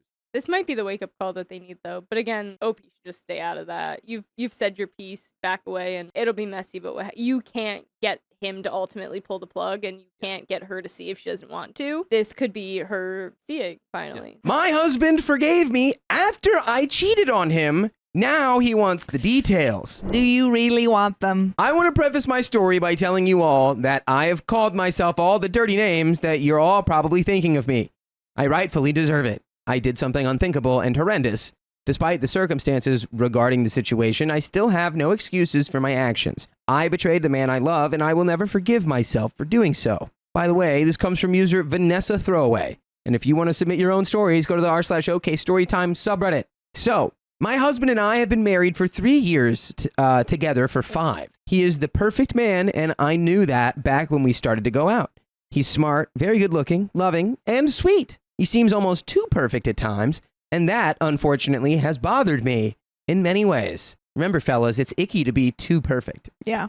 I sometimes think that I may not be good enough for him despite my healthy level of confidence and self-esteem, and you can use my infidelity to confirm that, I guess. Women tend to hit on him a lot and flirt knowing that he is married, but he has never paid them the slightest attention, and I know people who have vouched for that. I love him and trust him with all my heart, but sometimes moments like that will make me feel uneasy, knowing there's really no such thing as a perfect man or woman. Okay. I'm not really sure what we're trying to say there. I don't know yet. I don't have any thoughts yet. Okay. About 2 months ago, my husband began to work feverishly in and out of work. He and his corporate team were working really hard to close a deal with another huge corporation. One day, I had asked him if he'd like to go visit his brother and his wife that night, but he said that he couldn't and that he had to meet with some of the other guys over dinner to finalize their proposal. About an hour later, I see his phone ringing in the kitchen, and it's a call from someone named Janice. I let it go, and my heart sank then and there. I didn't know a Janice, and he never spoke of one, so I assumed the very worst. Girl. He's got... What happened to the healthy security you were saying we had? Come on. I don't know if we have that. Jump to conclusions when we see a woman's name on his phone. Why would another woman be calling a couple of hours before he was supposed to go into a meeting with other coworkers? Our kitchen is huge, so I went over and stood on one side and waited for him to come back to see his phone. He did come back, saw the missed call, and immediately started dialing a number and walked into the dining room to talk. All I heard was, okay, that sounds great. Yeah, it's at 8 p.m. Okay, see you then. I immediately confronted him and started asking him questions. He got defensive and told me to relax, said I was overreacting. I just kept coming back at him and him at me for about 15 minutes when he just gave up and left the house. I was so angry and heartbroken. I had planned on visiting a friend of mine from college for the weekend, but wouldn't leave until the next morning. I got so angry after our flight that I called my friend and told her I'd be driving up that night. My husband had come back home late at night and finally texted me something along the lines of, "Where the F are you, Vanessa? We need to talk." I was already in the other city by then and had completely tuned him out that night. I texted him the next morning telling him I was at my friend's for the weekend, and that's it. There was no reply. I had the deepest belief that he was with this Janice person the night before, and I was so angry and bitter because of it. We went to a restaurant that Saturday afternoon. I didn't tell my friend of the situation, but she could tell that I was looking to calm my nerves. Ooh, Okay, I so think maybe this is before.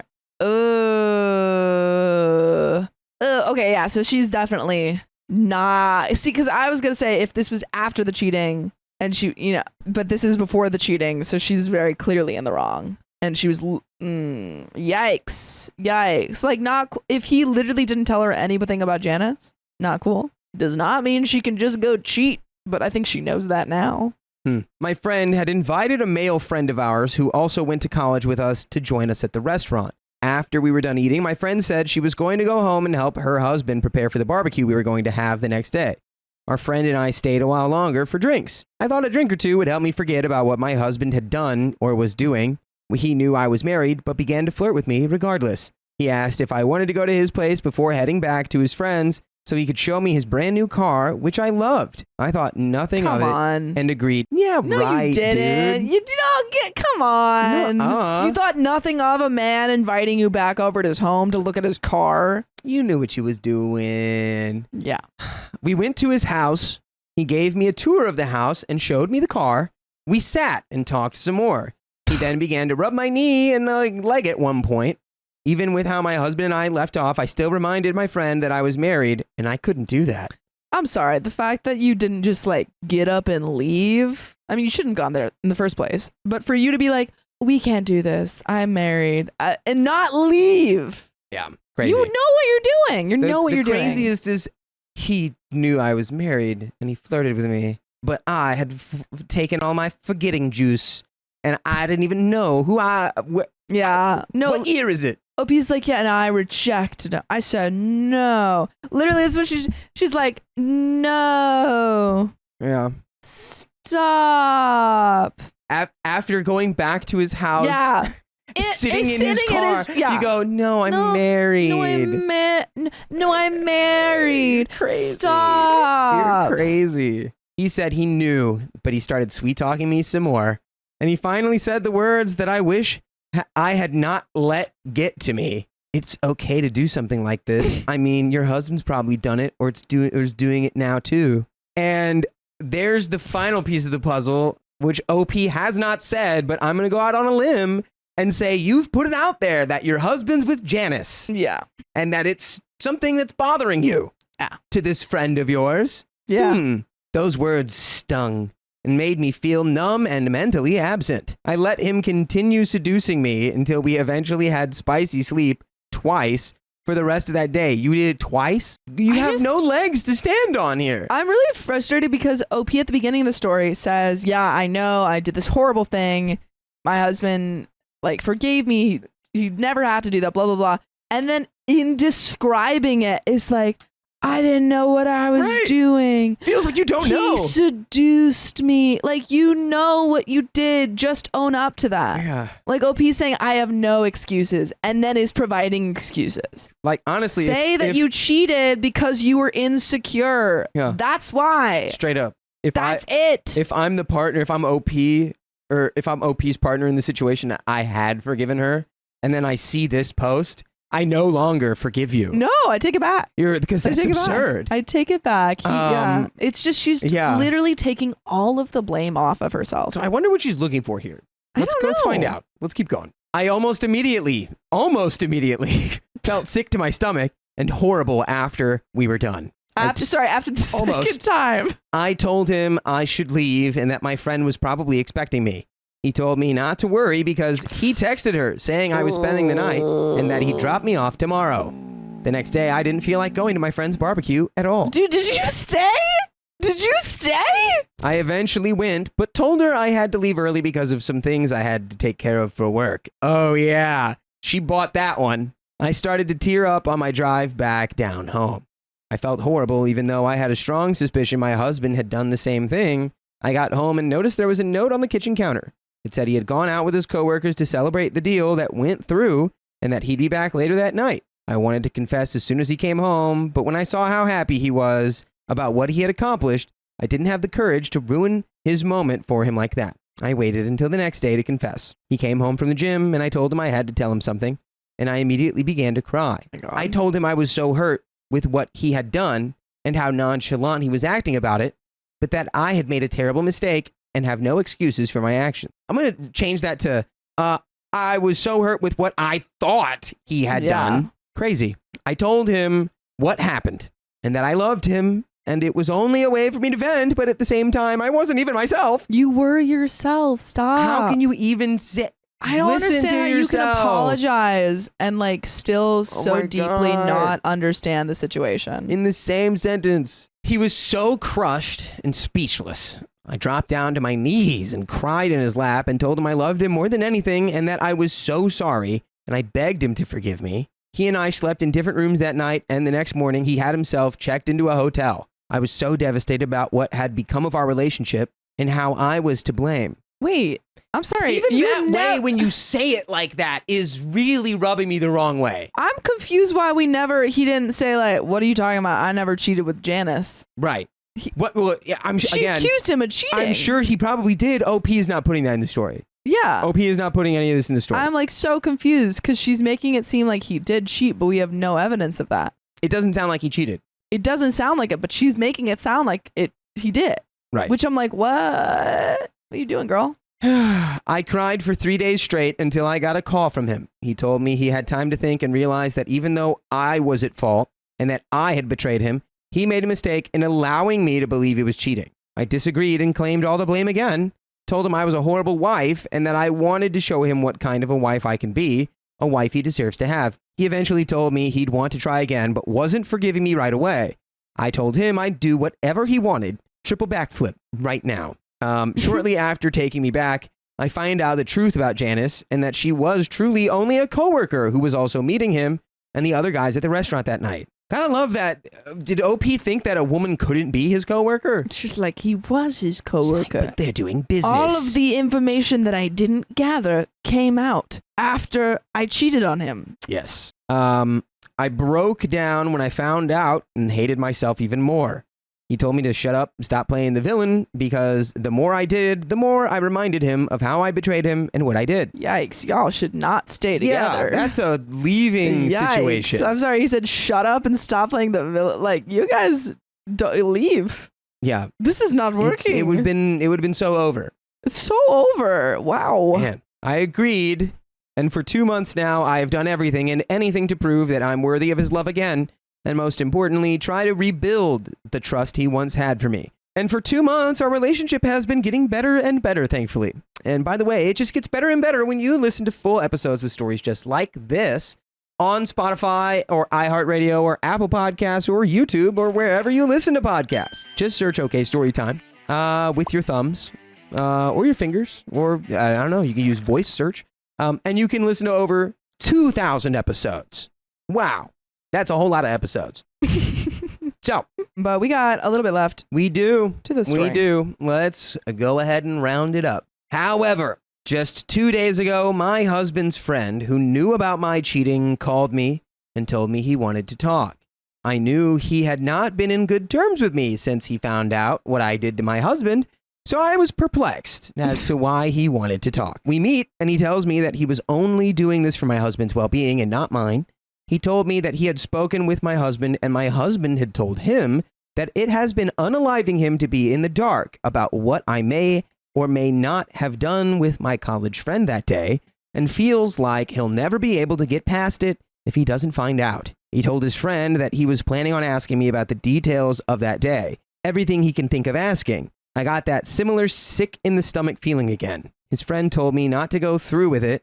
He told me to tell him that I either forgot or give him some non-graphic general answers, because if I told him the details, he would never get over it and he would be deeply crushed. I am now in a very tight situation. For 2 months, I've been telling my husband of my whereabouts and everything else that a wife wouldn't normally tell her husband.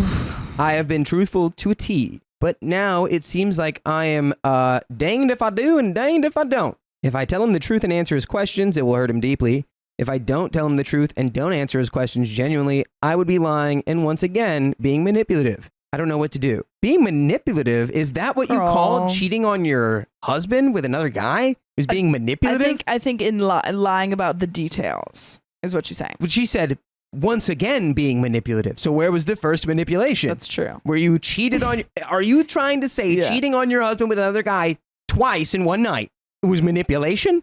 OP. I feel like the problem is we're not taking any real responsibility for this in our own heads. Yeah. That's where it needs Well, to I start. just think that yes, continue. I don't know what to do. Has anyone else been in a similar situation? What general things should I avoid saying if I decide to tell the truth?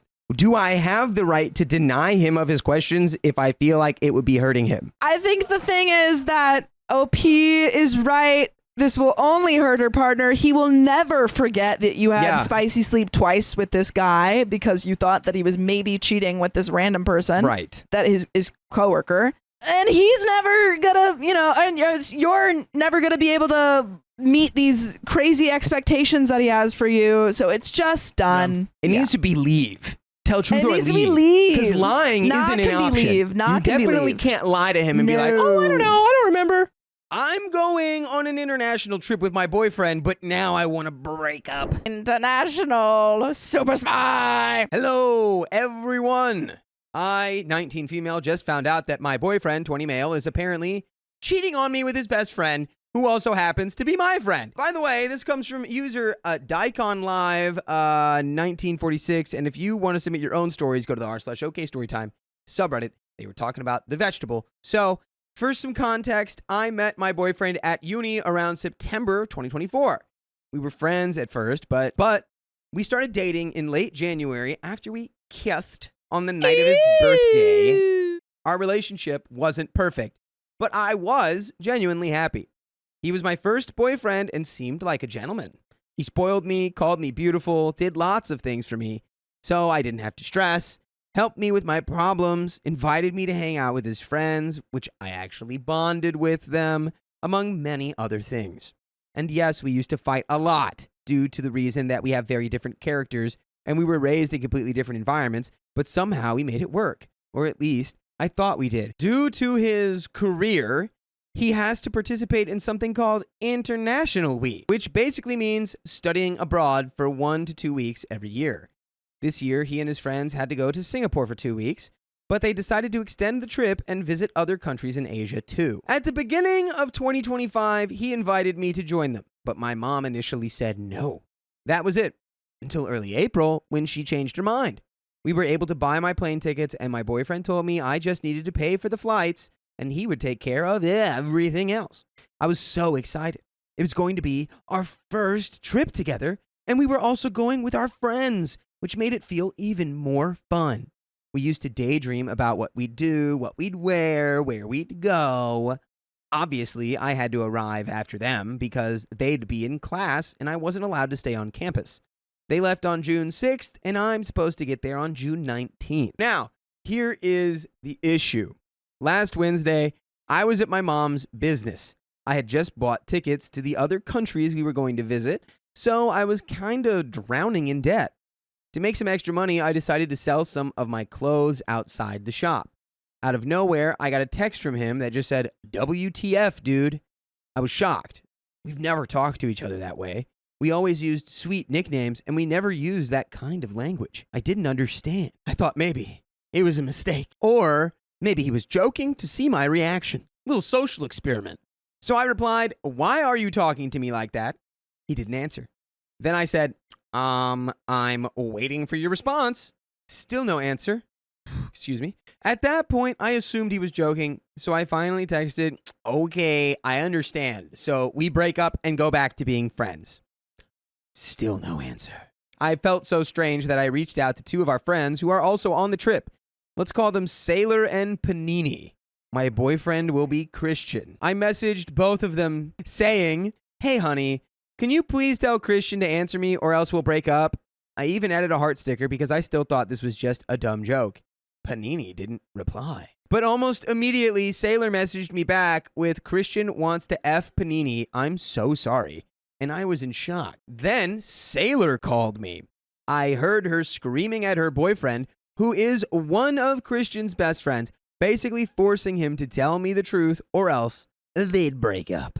That's when I found out that Christian and Panini have always had weird interactions, being super close, always telling each other secrets, acting like more than friends, her wanting to hold his hand, being touchy, not being able to stay away from each other, etc. I already knew their relationship was weird. I also knew they were friends with benefits before I met him. But I decided to trust both of them because she was my friend and he was supposed to be in love with me. Obviously, I couldn't believe what I was hearing. I was so confused that I had a panic attack. I went back to my mom's house and just tried to breathe and process everything, and that's when it all hit me. Multiple people, even their own friends, tried to warn me. Even my own gut tried to warn me, but I didn't listen. In the days after, I've been so depressed I can't eat or even get out of bed. I kept overthinking, reliving our entire relationship, and reinterpreting so many moments. I've also been getting more and more information.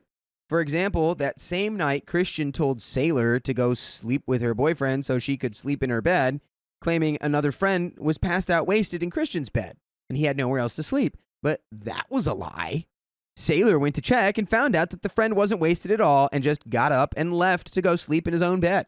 It's necessary for me to say that Sailor shares a dorm with Panini.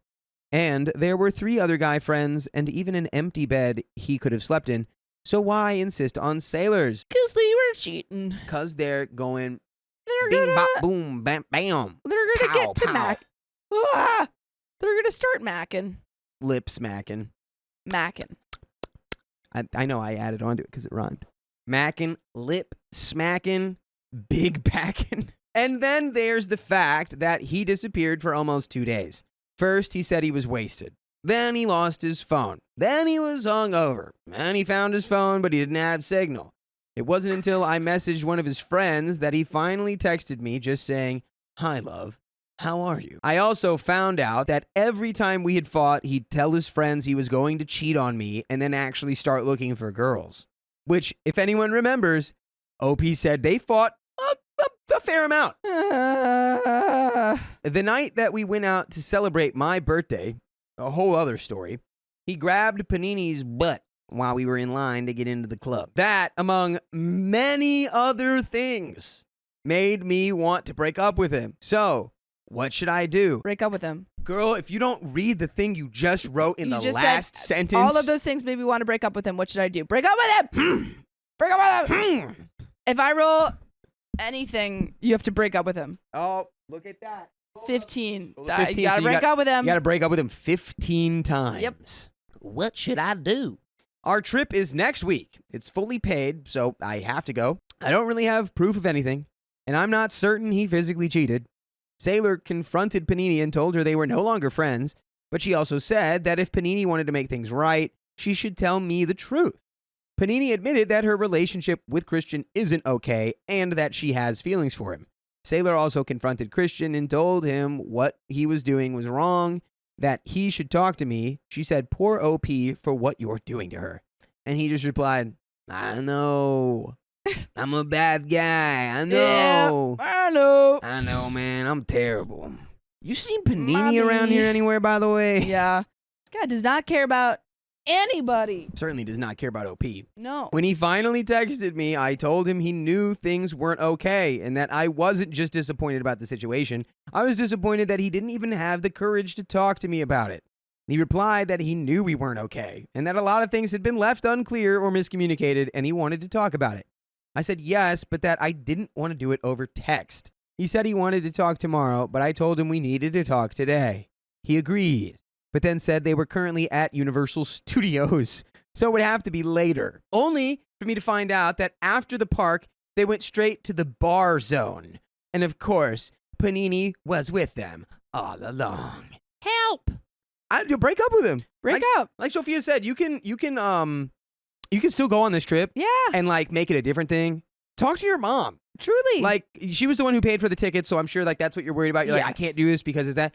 Tell her what's going on. Be like, my boyfriend's cheating on me, my friend. This is terrible. I don't know what to do. Can we go to Singapore maybe? I don't know. Let's go on a little trip. I'm sure she'll have some level of sympathy. I mean, I'm sure. I don't know. I assume it's pretty a safe place from what I've heard for like a solo traveler. Mm-hmm. I feel like you could go have a solo time and stay in, like, I don't know, see if you can get some, Just don't leave Singapore. yeah, see if you can get some refunds on the places that you're staying at. Do, I don't know, if hostels, if they got them. Yeah, you could have a fun time. You don't need them.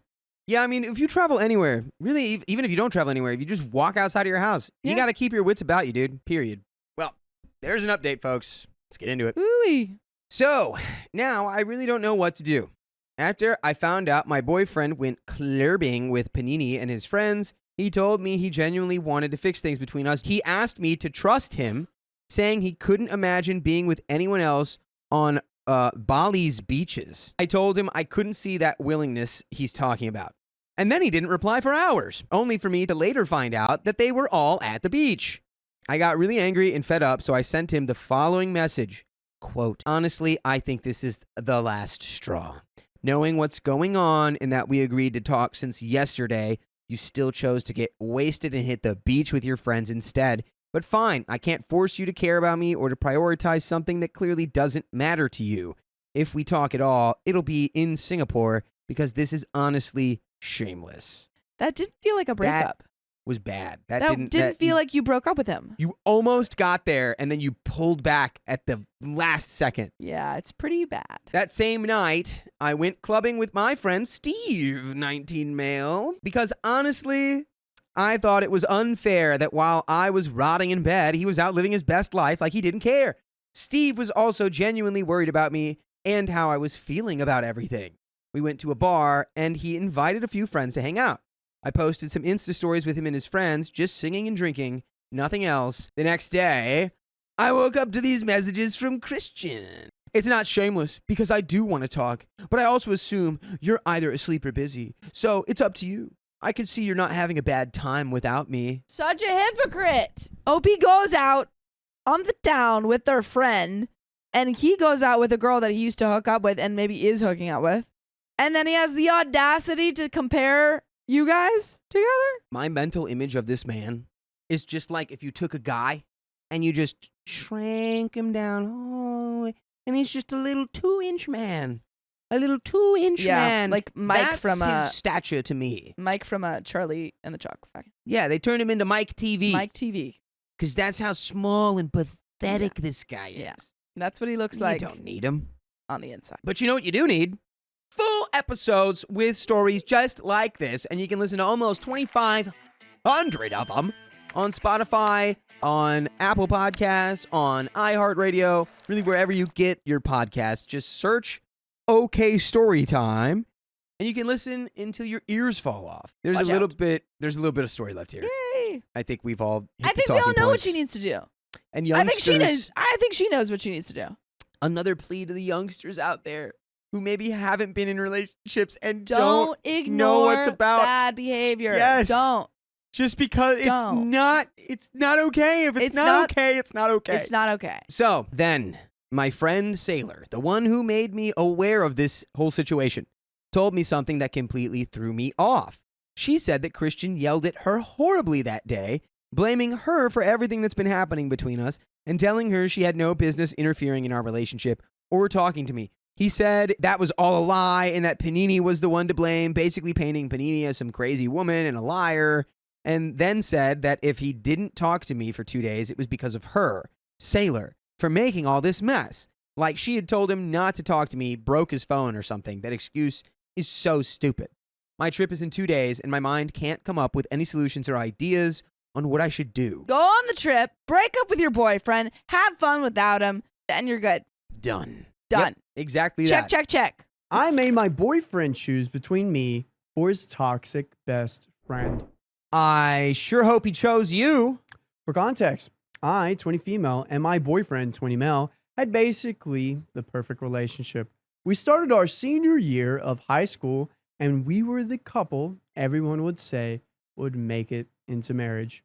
I trusted him blindly and never gave him a reason not to trust me. By the way, this comes from Real Tiny Mixture, and if you want to submit your own stories, go to the r/OK Storytime subreddit. So up until around 6 months into our relationship, I caught him watching adult videos. boundaries. I understand that not everyone has this boundary, but for me, this is definitely a deal breaker. So I asked him to either stop or he couldn't for us to end the relationship. He explained he didn't know that I wasn't okay with it and promised to stop immediately. Again, I blindly gave him my full trust and just figured he would keep his word. Around 6 months after that, I caught him watching it again. I felt so disgusted to be with such a lustful man, but also I felt so disgusted with myself. At this point, I was ready to end the relationship because he completely broke my trust and self-image. He begged me to stay and promised he would stop. Once again, I took him back, but with a condition. I told him I would have to be able to check his phone whenever I wanted. He agreed immediately and promised he would do everything in his power to earn back my trust. We didn't know it back then, but this is where I would start to become extremely insecure about my looks. After reading a little bit of the story, I know this girl is a Christian girl, goes to church every Sunday, goes to youth Sundays on Wednesdays. This makes sense. I know couples that if they watch adult videos, they would break up the relationship because they see it as cheating. Makes sense. You know, you're looking at another woman lustfully. The promising thing, if it doesn't work, fool me one time, shame on you, fool me twice. It's sort of that. At a point, you gotta put it away. You gotta, break up. If you've got hard limits where it's like, if this happens, it's unacceptable, then that's what they are. Yeah. Fast forward about another 6 months. We had a big argument about something petty. He didn't text me the whole night, and I figured he needed space. The day after that, we talked through it, and we were spending the day together. He gets a text from his brother asking for gas money. They share a car. He told me to text him back that it wasn't fair for my boyfriend to keep filling up the tank when his brother uses the car the most. His brother texted back saying $15 doesn't cover going to a rave. At this point, I was confused and asked, what rave? And his brother explains, the one you went to last night with your friend Bob. Now we're getting into more of an issue of lying and not being truthful. Where's Bobby? Where's Bob at? Or the Bobby. Yeah, you said it, Bobette. My bad. Bobby. Yeah. But it's like, hey, why we lying? Did we mean to lie? Why are we lying? Why we lying? What's going on here? At this point, I was so confused, but decided to go through his phone and found deleted text messaging of him saying, my girl is mad at me right now, but I'm thinking I only live once, and Bob egging him on to go. I wanted to give him the benefit of the doubt, so I asked him to explain himself. And we know as a 20-year-old guy, he's going to be truthful and tell you what actually happened. Right? Right, fellas? He just said he just needed a night with his friends after our argument and that they invited him to a rave, but he didn't really want to go, but that's why they wanted to do it, and he just tagged along. He also said he didn't even want to go inside, nor did substances or booze. And the reason why I didn't see his location move is because he left his phone at his house, so I wouldn't find out. He's being a little truthful here. I've never stopped him from going out with his friends. The only thing I ever asked him for is to communicate with me, so this was completely out of character for him. Later on, his friends sent me pictures of their night going out, and you can clearly see him drinking. Oh boy. Girl, break up. He's just lying. You can't keep him for his word. What if it's a Topo Chico? Oh, okay. What if it's a sparkling water? What if it's a root beer? Could be anything. A sparkling water. Yes, exactly. At this point, I had no trust in him at all, and realistically, didn't know what truth to believe. I told him I wanted to break up, but once again, he begged me to stay.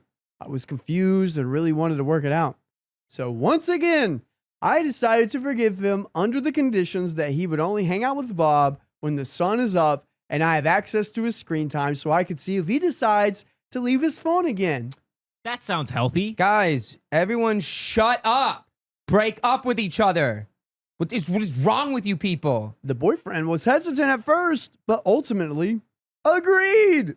I had way more trust issues now, and I would check his phone constantly without him knowing. I began being extremely insecure. About 3 months after this, I found texts on his phone of Bob saying he just broke up with his girlfriend and trying to convince my boyfriend to go to another rave and to take substances. When confronted, he said he wanted to take me along this time and was planning on asking Bob. I told him I wasn't okay with him hanging out with his Bob if Bob was going to be such a bad influence, and Bob already knew I wasn't okay with my boyfriend going out to raves, but still tried to convince him. At first, I wanted him to cut Bob off completely, but after some thought, I decided I didn't want him to hang out with Bob until Bob was clean. After some back and forth, he agreed. Once again, about a month ago, I went to a church retreat to try and find my peace, and I really did. It was Bob's birthday, and I had no idea, but my boyfriend was supposed to pick me up after the retreat, but ended up ditching me to go to the beach with Bob and his new girlfriends/friends. I was so at peace that I didn't even get mad. I explained my disappointment and carried on with my day. Once my boyfriend got back, I explained he broke my boundary and that I wanted to break up. Okay, all right. But you have to break the cycle because what is the boyfriend about to do, Dakota? No, please, no. Don't break up with me, no. Tell him no, and that we're done. Yeah, and you'll both be happier for it. Yeah. You both need a different change of vibes here. Dude, let the boy live. Yeah, and you need to Let live him too. breathe. You need to live too. She's constantly suffocating herself worrying about this guy. And you don't need to be worrying about a guy. You need to be worrying about your relationship with the Lord and Savior, Jesus Christ. That is her MO right here. Yeah. And you can find someone with the same values as you. That is you true. You can. You could go to a Christian university and get married by spring. Yeah, it's just what a lot of not girls this do. guy. It's just not this guy. After some more back and forth, we decided to stay together under the condition, another condition, that he once again wouldn't see Bob until he was clean, and that if he did want to hang out with Bob, I would have to be there. Okay, so this... Oh my God! This right here is exactly why earlier when I was like, I don't know if I agree with you being like, there's only one, you get one shot. And it's because it causes stuff like that. That idea causes these kinds of situations. Why else? They would be like, oh, but if we break up, then we lose. We messed it up. We failed. And then it's ruined forever. And our lives will never be right. And it's like, or you go find another Homo sapien. Yeah. You go find another primate. Yep. To vibe with. There's a lot of nice guys out there. They're probably working at a car shop, a sawmill, or, or a podcast. The hardest work of all. Right here. The day after we decided this, my boyfriend took me to a store and broke up with me. He said I was too controlling and was angry at me for making me pick between me or Bob. Someone had to do it. Shocking. Someone had to do it. Shocked. He told me he hated me. Oh. And that I ruined his life because he doesn't get to see his friends after dark and he has a rocky relationship with his family. I was so confused because I'm the one who made him start respecting his mom and telling him to get closer with her and his siblings. I made him try to plan hangouts with the siblings and even told him to forgive his dad. So for me, be the cause of this rocky relationship with him baffled me. Not only that, but I never made him stop hanging out with his other friends, just Bob after dark. Girl, you were controlling. You got to see that. Yeah. He said he didn't want to break up because he loved me, but that he needed time to grow. So we should take a break and get back together in 3 years. Oh my God. Oh. Fine. Yeah, let's do that. Oh my God. I was honestly at a loss for words, but agreed. What is this? People, we gotta think for ourselves. What are we doing here? Are there any thoughts? Has anyone had a thought this entire story? Wait. Dude, you're gonna love this part. After a week of this, he asked me to get back together. And once again, I agreed because I realized he was genuinely my first love and I couldn't imagine my life without him. Man, you had what? How many? You had 155 weeks to go before 3 years. And you said, well, we'll get back together now. Good math. Good enough. Oh my God. You guys. What is happening Stop here? it. Fast forward to 2 days ago. He asked me to hang out with Bob. And I reminded him over a boundary. I thought that they broke up and got back together. There were no boundaries. He told me he wouldn't go with him. He would just spend a day with himself. His location didn't show him going to Bob's house, so I figured he was telling the truth. Oh my God, and you're still location stalking him? Later on, he came by my house to talk about the boundary with Bob, and I told him I wouldn't be okay with it until he's clean and asked if he was clean. My boyfriend said no, but that he mostly did it at parties or raves. I told him I was sorry, but I couldn't have peace of mind knowing Bob could put my boyfriend in that position. He said okay and was about to leave, and my dad came into my room asking if I can go to the bank for him. I asked my boyfriend if he could take me, and he agreed. So we got in his car and drove to the bank. Keep in mind, as soon as I got into his car, I noticed a weird smell, and my boyfriend had been acting extremely strange throughout our whole interaction. Finally, we get to the bank. I noticed a receipt on my seat from my boyfriend's favorite fast food place. I don't know if it was intuition, but something told me to look at it. It's the Holy Ghost. I noticed it was something my boyfriend usually never order at the top of the receipt. This woman would exhaust me. Yeah. Written in big letters was his name. Bob! I wanna, can someone send in a pair of like fake eyeballs that I can roll on the floor like when this kind of stuff happens? I need eyeballs to roll. I can't just roll mine. Fucking Bob! It's not enough. Bob. Oh, it was Bob. Oh, you can't hang out with Bob. You ordered a double cheeseburger. Do you have any idea the stress that puts on your veins and arteries? She looks at the receipt and it was 9:29 p.m. after dark hours. Even if it was the latest day in summer, it was after dark hours. Opie says, I immediately freaked out. I asked him why he lied to me. And he said, because I'm being so controlling and never let him do anything. Why'd you lie to me? Because you're so controlling, I can't do anything. I was completely done and couldn't believe how much I endured to keep him happy. So I built the strength and told him I was breaking up with him. Thank God. I walked into a Walgreens nearby that was still open and just kept telling him to leave me alone because we were done. By the way, you can't be done with us ever again because we're going to beg you to keep listening to our stories. Every time you listen to a story, just go to your favorite podcast platform, search up OK Storytime on Apple, iHeartRadio, Spotify, and we'll beg you to watch all of our 65 days of content. Please, Monsignore, please. Please don't leave us. Keep playing, pressing play. Please don't leave us. Keep pressing play. Please listen to the episodes, Monsignore. Please. We got a little bit left. Keon, when would you have left this relationship? You're the OP. Oh my God. As someone who constantly goes out and gets into delinquent stuff, especially as a teenager, if my partner did that, you would have left. I would have left a long time ago. I don't know why this guy's still with OP. Yeah. He would have gone, she would have been like, you can see Bob, but not after dark. He would have gone, because like, guess what I'm doing tonight? Bye. Gonna go hang out with Bob now. Because guy talk, if she's a Christian girl, I don't know what the boyfriend's really getting out of this. Well, you know I mean, what I'm what I'm that's saying? the thing. If you are like this, you know, he's living a very different life. A very specific set of qualities that you're looking for in a partner. You can find them in someone who's not this guy. Yes, and the first love theory doesn't have to apply to you. Just because it's your first love, you can genuinely find it with another person. This doesn't have to stay with him. Girl, ask the big question. Do I want this person to father my children?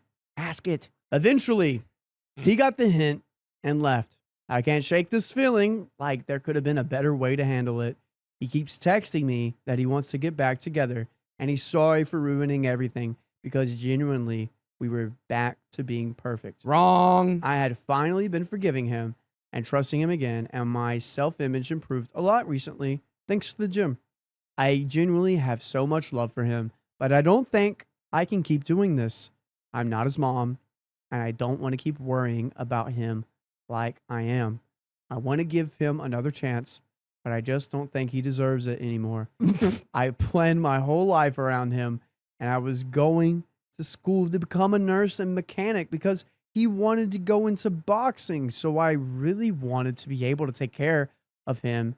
And he wants a 12-car garage, so I figured I could help him maintain the cars. Oh, sweet Lord. I even cut off all my friends to make him feel more secure. And I'm completely isolated. Now I just feel like my whole world is falling apart. I feel so lost. So Reddit, be honest, am I the a-hole? You're the a-hole to yourself because of what you've done. Take these lessons, learn from it, and you're going to be so much better in about 3 or 4 years. I want to evict my brother because he kept bringing me down. Just can't handle the vibes, man. They're sad. This is directly from the r/OK Storytime subreddit. Let's go. They're one of us. And we do have a trigger warning. There's mentions of verbal abuse. Yeah, let's go. It's a hot start. Okay. Would I be the a-hole for punting my brother out? For years, I, 31 female, have tried to be the supportive sister. I've opened my door, my wallet, and my life to my older brother 3 separate times, hoping each time that things would change. At 34 years old, he should be standing on his own 2 feet. Instead, I'm the one holding him up while he drags everyone around him down. He has burned all the bridges in his own life and has moved on to burning the bridges in mine. By the way, this comes from Why Me 1994, and if you want to submit your own stories, go to the r/OK Storytime subreddit. So, he lives in my home rent-free. I have him pay $400 a month that I have been saving for him since he's bad with money. Don't do that. That's for a kid. That's what you do for a child. Oh Yeah. my God. Yep. Can't. Well, my husband and I carry the burden of every expense. I pay for the bills, the food, the gas, food and medicine for his dog, everything. I do this while raising 3 kids with my husband, managing our household, and trying to live a stable, loving life. But instead of gratitude, I get lies, manipulation, and endless chaos. When confronted, he shifts the blame onto me, saying, "Family helps family," when I'm the only one left in his corner.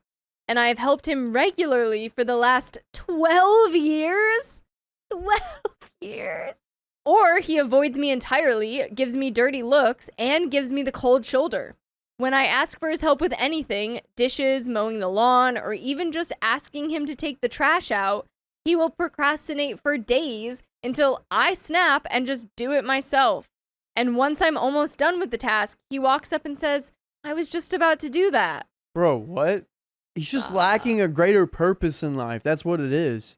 He's never had anything bigger than him that he's been focused on. The emotional toll is even worse. He has repeatedly crossed boundaries with my friends, trying to pursue them, hook up with them, and wastedly hitting on them in person or via DM, leaving behind awkwardness, tension, and in some cases, irreparable damage. Most recently, he hooked up with my best friend and only close friend. Afterward, when she realized it was a mistake and told him she didn't want to continue the relationship, he became verbally harmful. Oh my God. When she started dating someone new, he lashed out, throwing her new relationship in her face and yelling, "You effed the guy," at her. He blamed her for his drinking that weekend, completely ignoring his own destructive behavior. For clarification purposes, they slept together once 3 months ago. And it was the very next day she told him she wasn't going to continue down that road with him. She has since stopped coming over for our weekly game nights, which was the only time outside of work and being a full-time mom I had for me and my friend. The one person I could rely on, besides my husband, for support no longer feels safe or welcome in my home and has opted to create space between them, but also consequently me because of him. As for my husband, he is also getting tired of the constant turmoil that has become our day-to-day. He fully supports whatever I do. He's my rock, my hype man, and the best dad to our kids. He has had to intervene when my brother goes off on me while he's wasted. Anytime I need his support, my husband is there. He has expressed to me many times that he hates the way my brother treats me and takes advantage of the situation, but he doesn't want to create any further drama in the home. My brother and my husband have not seen eye to eye in a long time. This stems from the physical altercation they got into the first time my brother lived with us. Oh, gosh. You know there's an option where you can kick this guy out and he has to figure his life out? That's an option you have. You know that, right? That's a great option. We should do that option. And the drinking. It's gotten completely out of control. This past 4th of July weekend was the final straw. He spent the entire weekend hammered. On the 4th, he was so wasted, he fell off the back of the porch twice. He slept through the 5th, then got wasted again on the 6th, yelling, blaming, and creating tension so thick you could cut it with a knife. And when he once again fell over, I asked him bluntly, "Are you wasted?" He yelled back and said, "No, I'm not. Why do you always say that I am?" And under my breath, I said, "Because you always are." His drinking started 12 years ago, and with each year, it gets worse. It has cost him girlfriends, friends, jobs, his apartments, and even got himself a DWAI? Wow, that's a new one. I've never heard of a DWAI. I know for the first part of it. Yeah. He's drunk. Second Drinking part. While ability impaired.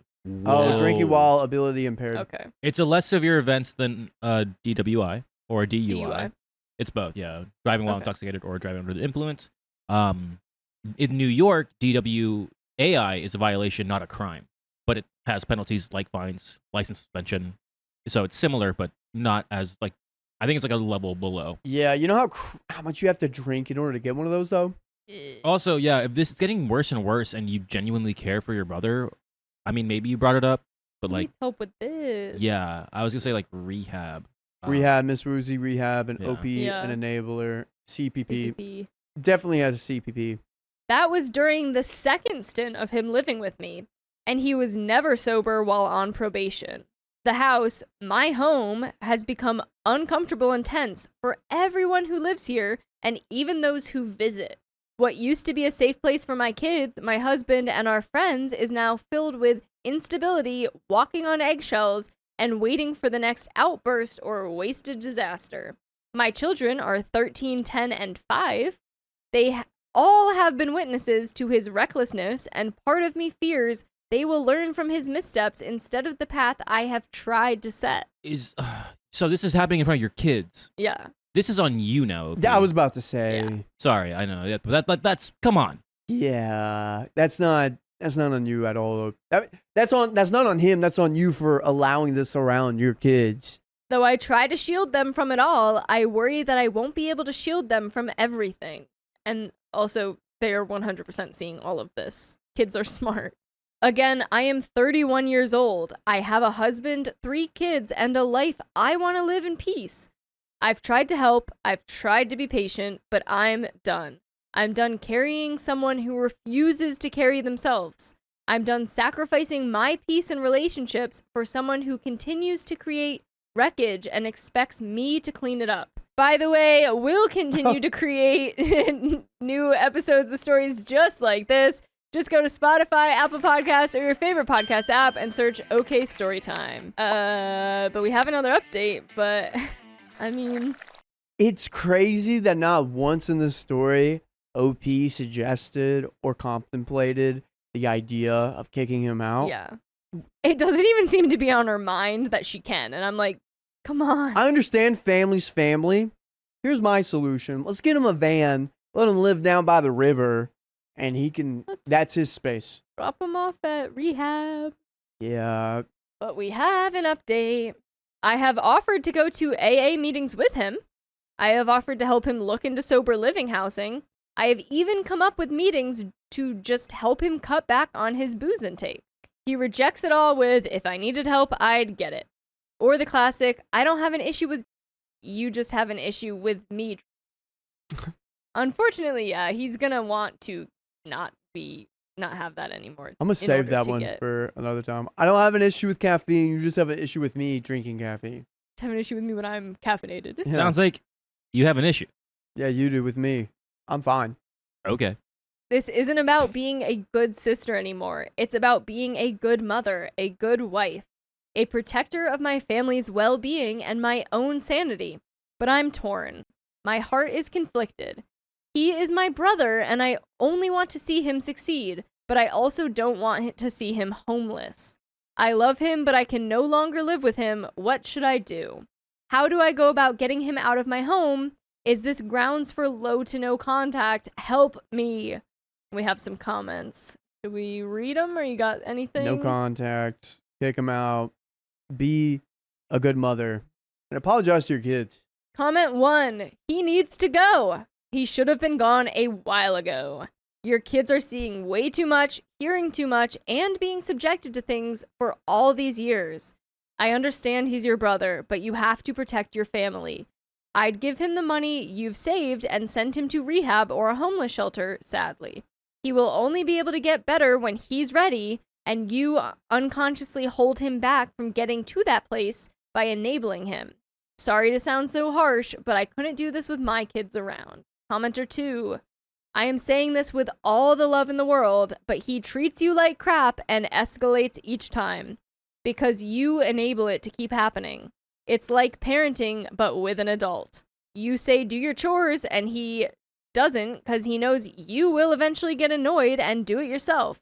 You try to implement a boundary, he bulldozes through it and acts belligerent because he knows you have a family supports family mindset. If you don't call the cops on him to have him removed, take him out for a lunch in a public space to explain that he is no longer welcome in your home.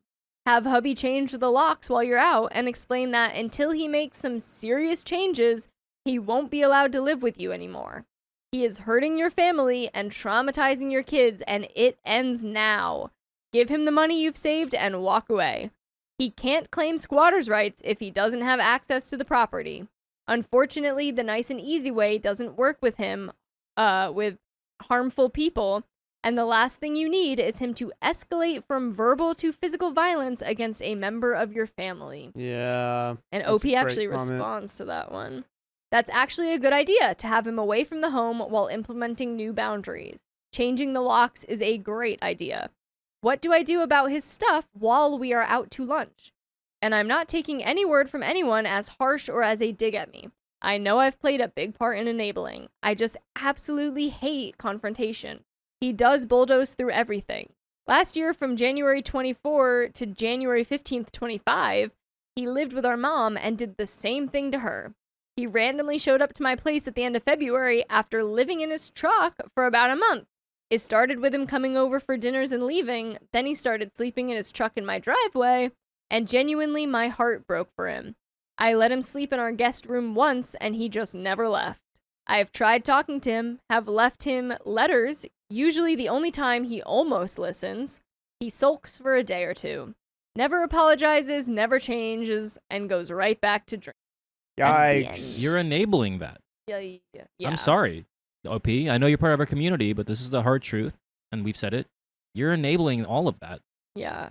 I asked comfort from my husband, but he pointed out a blemish instead. Who asked you? And trigger warning, there are insinuations of miscarriage. We have been through a lot together. We met in college nearly 15 years ago. We're long distance for a little while after graduation. Then we moved overseas together and back again. We now own a house, have some pets, are both gainfully employed, and have a wonderful time together. We're great together when times are good. We've been married for 7 years.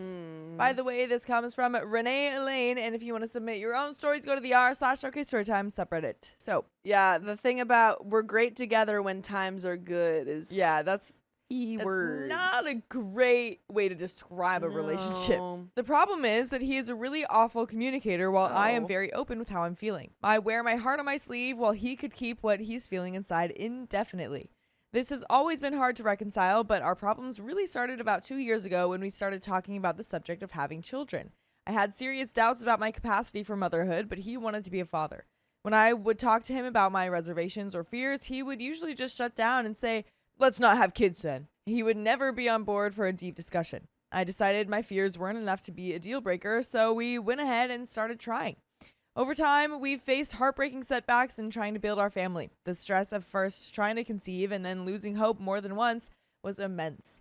I turned to him countless times for support, and countless times I came away feeling like he was going through the motions, but there was nothing real behind them. I know it can be hard for some to grasp the pain of facing those losses, but as my partner, I feel there was a serious lack of genuine sympathy when I was struggling and in pain. He would hug me, hold me, do everything that would make it look like he was by my side in this, but never seemed to really listen when I talked about it or converse about it with any depth. This year has been hard for me. It started out promising. I was hopeful again, and I was also up for a promotion at work. Sadly, things didn't go the way we hoped, and even though all signs pointed to the promotion working out, the position was eliminated after I had gone through 3 rounds of interviews to get it. I found out the position was eliminated officially yesterday.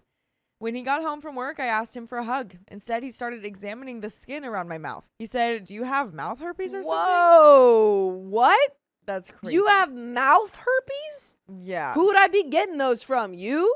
Yeah. Do you know what that is? Yeah, that's like, he's basically accusing her of cheating, honestly. Oh my God. I have been breaking out in that area since the last loss. It's a hormonal trouble spot for acne for me, and no matter what I do, nothing stops it right afterwards. My hormones are just out of balance for a couple of months. So not only was I turned down for comfort after a long couple of months trying to get this promotion and finding out it wasn't going to happen, but he pointed out a flaw on my face that happens to be a lasting side effect of another devastating moment in our journey. At first, I was angry, demanded for an apology, and gave him the cold shoulder after he gave me an insincere one. Then I let go of the anger and just felt so sad. Just incredibly, hopelessly sad. I cried all night long. He finally came to me and said that he was sorry in a sincere way, and we hugged for a long time. But what's his problem? Because this has been going on for a while of him just being rude and like bitter. Kind of sounds like he's just like this. Yeah. My question for you, OP, really quick is this a switch up from how he's been, or has he always been like this? Yeah. Because if he's always been like this is not someone that you want to have kids with, let alone a relationship with. Exactly. But I couldn't talk to him. I just couldn't put myself in the position of telling him what I was going through and not really knowing he was there for me.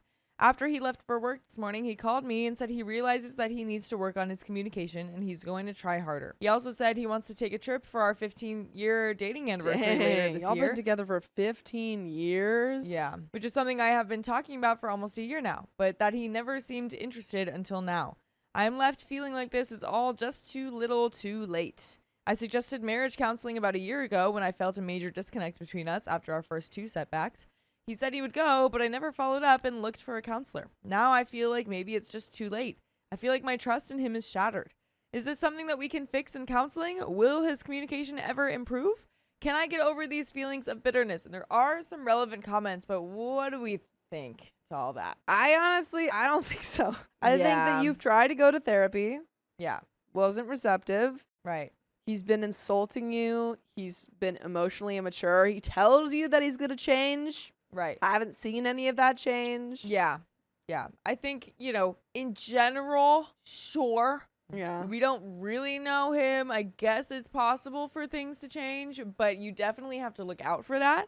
And I think if he's telling you this stuff, you can't just blindly trust that. You can maybe accept it for the moment, but be like, okay. And then just keep an eye out for the change. Don't let him just tell you that he's changing. You have to see it. Yeah. And I also think, like, in those 15 years of dating, how much of this has been this type of behavior? Yeah. And how much of it was good? If there's a big shift, maybe he's going through something that you need to talk about, see if he's depressed or whatever. Yeah. Maybe he isn't good at talking about his feelings, and maybe this whole thing with your troubles of getting pregnant, maybe that's really affecting him. Yeah, and he's just really not knowing how to deal with it if it's been a switch up. Or maybe it's a sign that you shouldn't have kids with him. Yeah. Because you, even before you guys started trying, were doubtful of that he would be a good parent. Yeah. But there are some relevant comments. OP says, I called him and told him about the promotion not working out earlier in the day before he came home.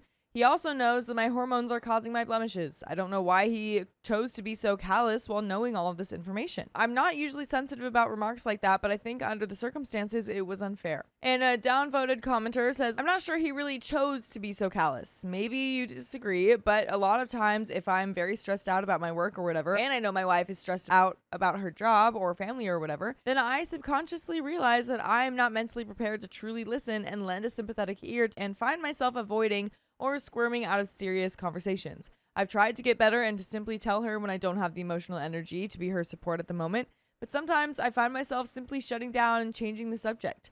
I think you are upset because he wasn't there to give you what you needed, but I think you may be overlooking how emotionally exhausting it can be to be a constant life raft for a partner, especially if you have both been going through some rough times career-wise, family-wise, etc. My point isn't to try to make excuses for him. I'm just explaining that if I put myself in his shoes here, I can see making some comment like that as sort of a knee-jerk defense mechanism if I wasn't in a mental state capable of empathy. I don't think he was being intentionally callous. I think he was just not able to provide any empathy at the moment and did a poor job of communicating that. I think questioning your marriage over this is pretty rash. I would downvote that too. I disagree with it's Yeah. not rash. OP said this has been going on for a while. Yeah, because it's not just that he's like in a bad mood No. sometimes or is like a little, just in his feels or distant Yeah. or something like that. It's that he, Consistently has shown himself to be rude, uncaring, unable to have an emotional connection, emotional anything. Yeah, it doesn't- Maturity. it doesn't seem like he's actually there for you. And you know that. Like, you're telling us that. Yeah. OP says to that comment, after my first loss, he scoffed when I suggested a vacation around the time of the due date to ease the pain and told me I shouldn't turn it into a morbid anniversary. This was about a week after the loss. When I told him I needed to distance myself from my pregnant friend after she showed me no support, he told me I should be there for her and told me to put myself in her shoes. For some reason, he denied the second loss was even a real pregnancy for months. It took reminding him of the tests we took together and that I actually passed the tissue to get him to finally stop denying it, although I don't feel he's ever genuinely accepted it. Do these fit into what you're describing as well? And there is an update. But yeah, man, the fact that he's like saying that you should put yourself in your pregnant friend's shoes when like he's not putting himself in your shoes. And again, like to give him the benefit of the doubt, if this hasn't been how he always is, maybe it is just that these are really hard on him. If he was like really denying the last one, maybe he's just really having a hard time with that, but it's not fair to you to be treated like this while he's doing that. I also think just like if you think that this marriage is capable of being worked on, then I think in the meantime you cannot be actively pursuing having a child. Yeah. I think you would have to put full force into fixing the marriage and put the baby on the back burner. Yeah, and he should go into therapy before that, because if this communication or lack thereof is a problem now in these hard times, there's going to be way more hard times when you're having a kid. So you're going to need to figure out how to communicate, or he's going to need to figure it out first before you get into that. Yeah. But we do have an update. So 5 months later, we got into counseling not too long after that post and have been continuing every week since. We just had a session yesterday. Our counselor is wonderful. She really understands the situation and has identified the struggle my husband faces when confronted with an uncomfortable topic, like our losses, stress at work, the decision to have children or not, and more. We have spent quite a long time discussing my husband's upbringing. His family isn't really big on communicating, and there are many problems that he and his siblings have had over the years and continue to this day that were never addressed and never resolved. In session, he talked about how he felt his emotional needs were never really met growing up, but that he didn't realize it until now. It made me really sad for him. We had his parents over a few weeks ago, and as usual, the conversation remained really superficial and never delved into anything substantial. I've tried to share with them about our life and our losses before, but there's never been any sign of interest from them in connecting with us in that way, even though his mother is one of the only people I know in my life who has suffered a loss as well. We spent the next week's session processing their visit, and unfortunately, my husband felt a lot of anger and frustration that he wasn't able to talk to them about the important stuff. And there is a little bit more to the story, but they're in counseling. Yeah. That's a good start. Good start. We're kind of getting to the bottom of maybe the root of our problems here. So, maybe things can turn around. Maybe. Maybe. I don't want to tell you not to pursue it because I think it's good. Right. And you've been together for so long, but Right. But I just think OP started off the story saying, I've had doubts for a while, but I ignored them. Right. And tried for a baby, and then we couldn't have a baby, and he's still acting like this. Yeah, so it's just like, I didn't get the very best first impression of your relationship. No. So I just really haven't heard anything good about the relationship. Yeah, honestly. However, in our relationship, things have completely transformed. We argue so much less, and he is completely present and there for me when I need his support. The topic of having children has come back up, and we are still figuring that out, but we can really talk about it and be open and honest with each other without fear and with respect and open arms for each other. He has repeatedly said that he's really happy that we got into therapy and that he feels great about the state of our relationship. I'm almost happy we've gone through such hard times so that we were able to hit rock bottom and get to this wonderful place. So thank you to everyone for your kindness and generosity in following our journey. And That was a huge switch up. Yeah, it really was. I was like, everything's fine, guys. yeah. I don't know if I believe you. But I mean, I don't know. I hope so. Yeah, I really hope so. But there are some final comments. Yeah. Deleted says, my husband's family is very similar to your husband's. And yes, my husband and his siblings all have issues. They bottle things up and then explode. They take things far too seriously and are very hard on themselves. Meanwhile, they are unable to acknowledge when others are experiencing sadness or pain and instead see it as a competition. For example, I told them that my mother was seriously ill with cancer. His mother then launched into a monologue about her aches and pains, and his siblings said nothing at all. One of his siblings can't even say happy birthday or Merry Christmas. He says, it's your birthday and it's Christmas and you're here. That's crazy. When they do talk, it's about stuff like wine, music, characters in a book. They don't ever talk about how they're feeling, acknowledge anything bad that has happened, what's going on in their lives, and nothing beyond a conversation that you could easily have with a stranger. One of them only shows how he is feeling with rants on Facebook, which comes across as him having a pity party, and when people reply in comments, he angrily rants at them and says, I don't ask for your sympathy, I'm quite all right. Then he'll have another rant on Facebook about people not minding their own business about his life. When my husband told his mother over the phone that we have been confirming as infertile, without skipping a beat, she launched into talking about his sister's choir music. He was very angry and hurt, especially because my parents' reaction was to cry for us and tell us how sorry they are. And that was the tipping point where he acknowledged that his parents don't communicate like they should.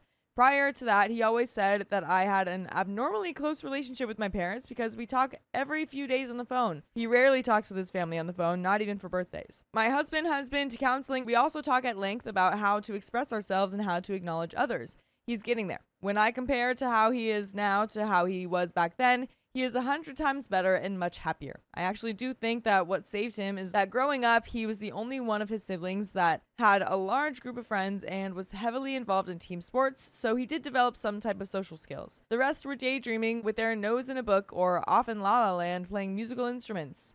And OP says, wow, that's really fascinating. What you said about the conversations being like what you would talk to a stranger about is definitely my in-laws. They don't even discuss politics with each other. We are really close with my family, and perhaps we are a bit extreme on the other end of the spectrum in terms of prying and sharing, but at least I know I can confide in them and they will always support us in whatever way we need them to. Our main concern is that one of his siblings really needs help and no one is acknowledging it. We believe it will become our problem to deal with one day, but no one will discuss it. So who knows? And that is the end of that story. Boy. Dang, man. Boy.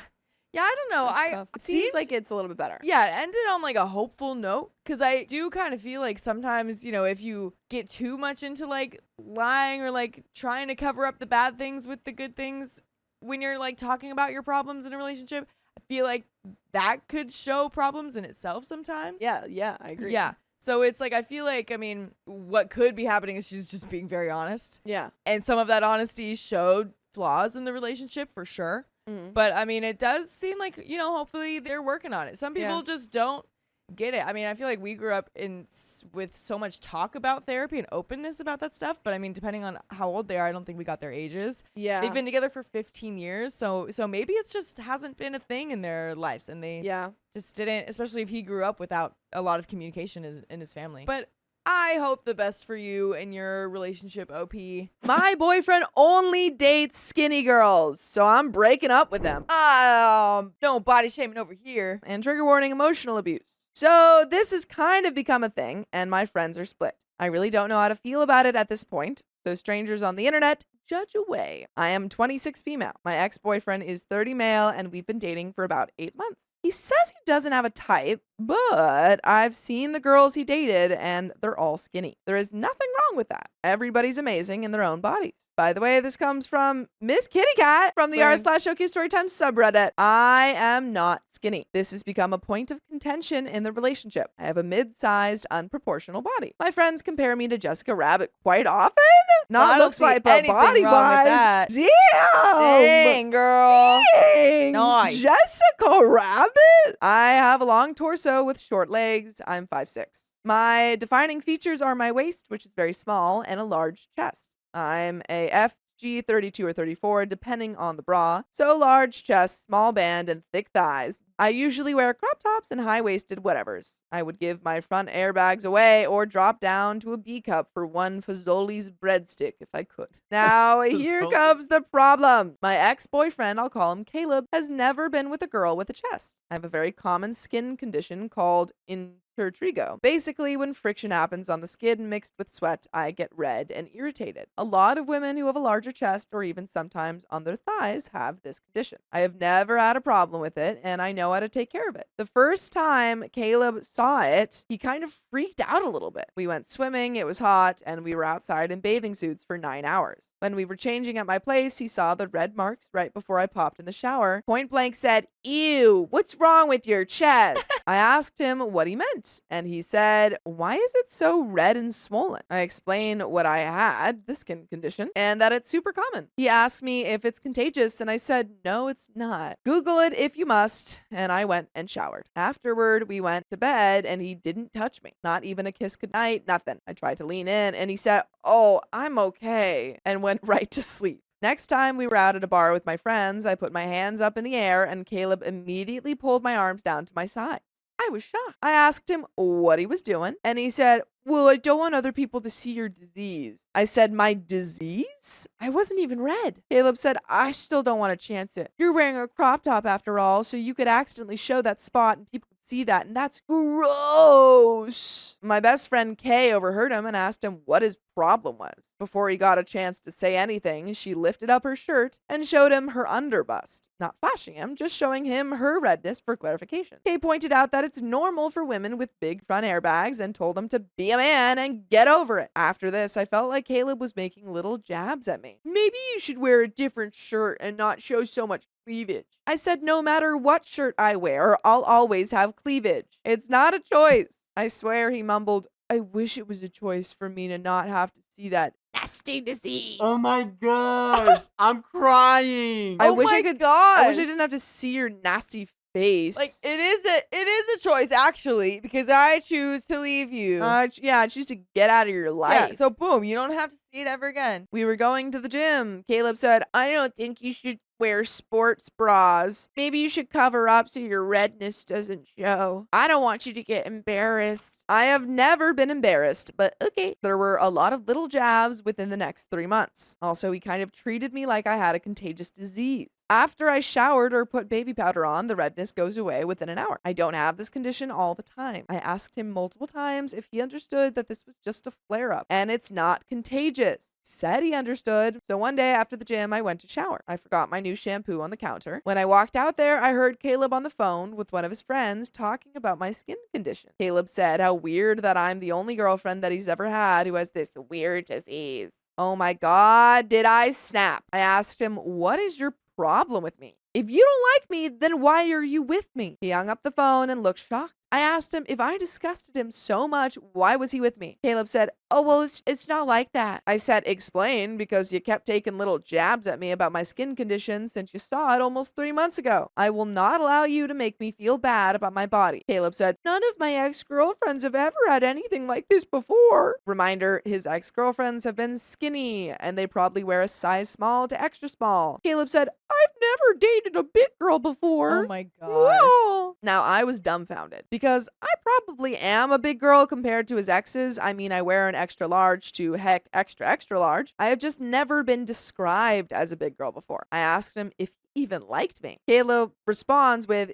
"Yeah, I like you. I like you a lot. It's just gross that you have intertrigo. It kind of grosses me out. I just didn't think that girls get gross stuff like that." I said, "I am not the only one who has this. You've seen my other friends." Unfortunately, this has been a prevalent topic of conversation because a lot of my other friends have remarked to him, "Oh yeah, I have this too." Also, my friends' boyfriends have been like, "Oh yeah, my girlfriend has this. It's whatever. I have no issue with it." This has been a known issue because of how many times Caleb has made jokes and jabs at me in front of my friends. I told him, "Okay, that's fine. You think I'm gross? You find me unappealing. Totally fine. Let's break up. Caleb says that's not what he was saying. He didn't want to break up. He would get over it at some point. I guess this is just something I have to deal with when dating a big girl. I said, no, it's not just that. I've told you multiple times to stop making comments about my skin condition. My friends have made comments to you about how normal this is, and they're tired of hearing it. You may not realize it, but you make me feel bad about myself. I am changing in ways that I don't like. I'm tired of repeating the same things to you and having the same conversations. If you don't like something about me or you can't get over something that I can't control, making me feel bad is not going to change it. We've had these conversations repeatedly and you still haven't made an effort to change or leave me. Caleb said, so you're just gonna break up? I said, yeah, I'd rather break up with you and adjust my life to being single again than keep adjusting my boundaries to your disrespect. He started apologizing and I was just done. So I punted him out. He's been texting me that he'd get over it. I just had to give him more time. That none of his ex-girlfriends ever had it. So he didn't realize it was a thing with women. He didn't understand that skinny girls didn't have this condition. I felt so disrespected having the same conversation to tell him to stop doing something because it made me feel bad. Also, the fact that I realized I'm starting to wear bulky clothes so he would physically interact with me. Caleb knew my love language is a physical affection. No! Wait, so what? So he would Manipulator. He would wear bulky clothes, or he would want her he to. would wear bulky clothes so that she she like get that. get the physical affection from him. Oh, this guy sucks. I would want to hold his hand. But unless I was wearing a long t-shirt, he would not hold my hand. This would devastate me. When watching movies, unless I was wrapped up like a burrito, he would not cuddle with me. This is a drastic change from before he knew about my skin condition. He did not treat me like this before he saw it. It's been over a month now and he's still texting me asking for a second chance. Some of our mutual friends think that I should be nicer about it and more understanding, especially since I knew that he's never dated a woman my size. So are you supposed to be his teacher? You're supposed to be his teacher, and every time he makes a mistake, you put him in detention, but he's still allowed to date you? No. I don't really like that excuse, though. To clarify, because I felt like this was already getting long, some of his remarks were, oh, I've just never experienced this before. Guys, my ex-girlfriend is smaller. I've never had a girlfriend with a chest before, so I guess small girls don't have those problems. The friend said, oh, you should give him some more grace because he's never been with a girl your size. He's always been with skinny women. Everybody keeps telling me I only broke up with him because he only dates skinny girls before me, and that's not fair to him. This is why that's my title, because everybody keeps saying that to me. We started dating in fall and winter, so I wasn't hot or anything like that. I never really thought about my skin condition. It was a 180 switch up. We went from holding hands, cuddling, him wrapping his arms around me, and just being very sweet and affectionate towards me. Then all of a sudden he stopped every physical affectionate interaction. And there is an update, folks. I appreciate all the feedback that I got. I now feel super gaslit by our mutual friends. Having mutual friends tell me to give him a second chance or give him grace for now over a month, it kind of was starting to really get to me. Why I keep bringing up his ex-girlfriends and how skinny they are is because every person who's told me to give him a second chance has brought them up to me. He's never dated a girl your size before. Everybody kept reminding me how his ex-girlfriends are super skinny. I know 2 of his ex-girlfriends because we all go to the same gym, and they don't have front airbags.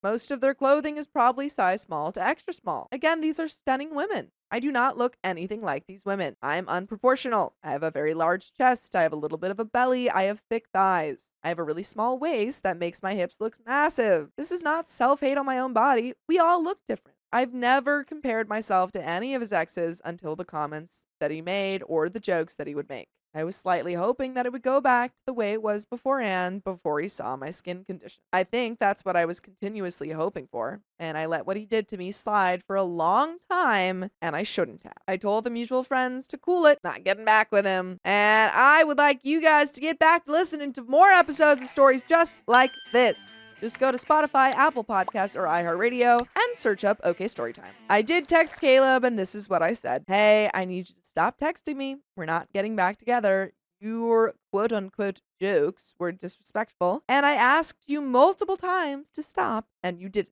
Obviously, you are uncomfortable with me once you saw that I had a skin condition. Once again, that's outside of my control and nothing that I can change. The last 3 months we were together, you treated me so poorly. I do not deserve to be treated that way. I don't deserve the way that you spoke to me. I don't deserve you making me feel bad about myself. I don't deserve you making me want to hide myself and hide my skin after everything I've done to think positively about my body. We've had these conversations before and it hasn't clicked for you. I hope you treat the next girl better than you treated me. This is my last communication with you. I am blocking you. Please do better. Please do better for somebody else. Bye. So am I the a-hole for breaking up with my boyfriend because he's only dated skinny women? Nope. That's going to be a big fat no from me. Big old nope for me. I discovered my girlfriend's credit card debt and I want to leave her. If it ain't broke, don't fix it. If it is broke, get out of there. Yeah, I guess so. I, 29 male, recently broke up with my girlfriend Lisa, 28 female, after dating for a year. My friends think I'm a huge a-hole to break up with someone over money, but I feel that I did the right thing. One of my friends suggested me to post here so that I can see I'm making the biggest mistake of my life. By the way, this comes from user throwawaybadboyfriend1212, and if you want to submit your own stories, go to the r/okstorytime subreddit. For context, I have a comfortable job now, and financially I'm in a great place. I grew up poor and had to scrap through most of my college on scholarships. Luckily, I found good mentors in college and was able to finish my PhD in a very lucrative field. I know what it's like to have nothing and am very frugal with my resources. I met Lisa a year ago on a dating app. Lisa is beautiful, smart, and very charming. Our relationship has been great so far, and we have never had any real fights or differences. She also has great taste, which I lack, and helped me with my wardrobe and making my apartment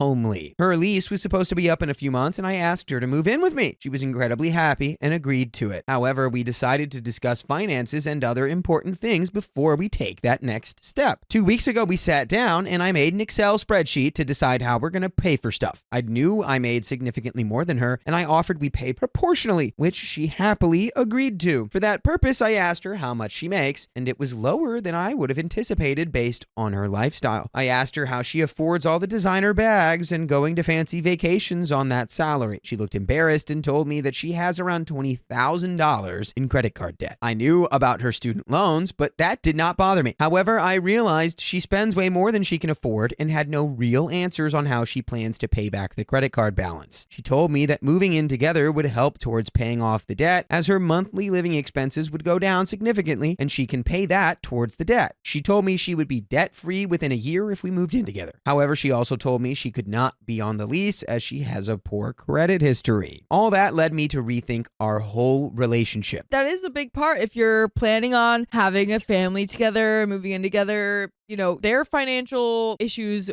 will become your own. So that is a big thing to consider. I was looking forward to a long-term relationship and also marrying her one day. However, based on what I have seen so far, she is very irresponsible with money. I have trauma from childhood where my father would spend money on gambling and on fancy items to impress his friends that we couldn't afford, and that meant we barely were scraping by. My mother kept the house together and made sure we had food on the table. I cannot be with a person who is so irresponsible with money and suffers like my mother did. I communicated that to Lisa. She was upset with me. She told me that she's not asking for handouts and she'll take care of her debt. She told me that she made some dumb decisions years ago and is just caught in a bad loop with credit cards. She also said that she's willing to learn from me as her parents never taught her about how to handle money. She also pointed out things I learned from her that I lacked. She asked me to give her time, but I just don't think I can play the same role as my mother. We talked about it for a while, and I told her we cannot move in together until she takes care of the debt. She said she cannot afford to live on her own and take care of it, and finally we broke up over that. She still wants to get back together, but I told her I need time to think. My friends love Lisa and feels that she is a perfect partner for me. They think she has made me into a better person, and I'm stupid to throw away a perfectly good relationship over something that can be fixed. I just don't think I trust her to change, and I know that eventually I will end up supporting her lifestyle if we get married, since money would not be an issue at that point for her. Am I the a-hole to break up over this, and am I throwing away a perfectly good relationship over money? Yes, you are. Both of those things. Especially at the end there, you literally, buddy, you're missing the logic, and it makes sense because you have trauma. Yeah. Your trauma is informing you right now, which is, if we're conscious of it, we need to be aware that it's our trauma that's making us do this. Finally, it all came down to me missing her a lot.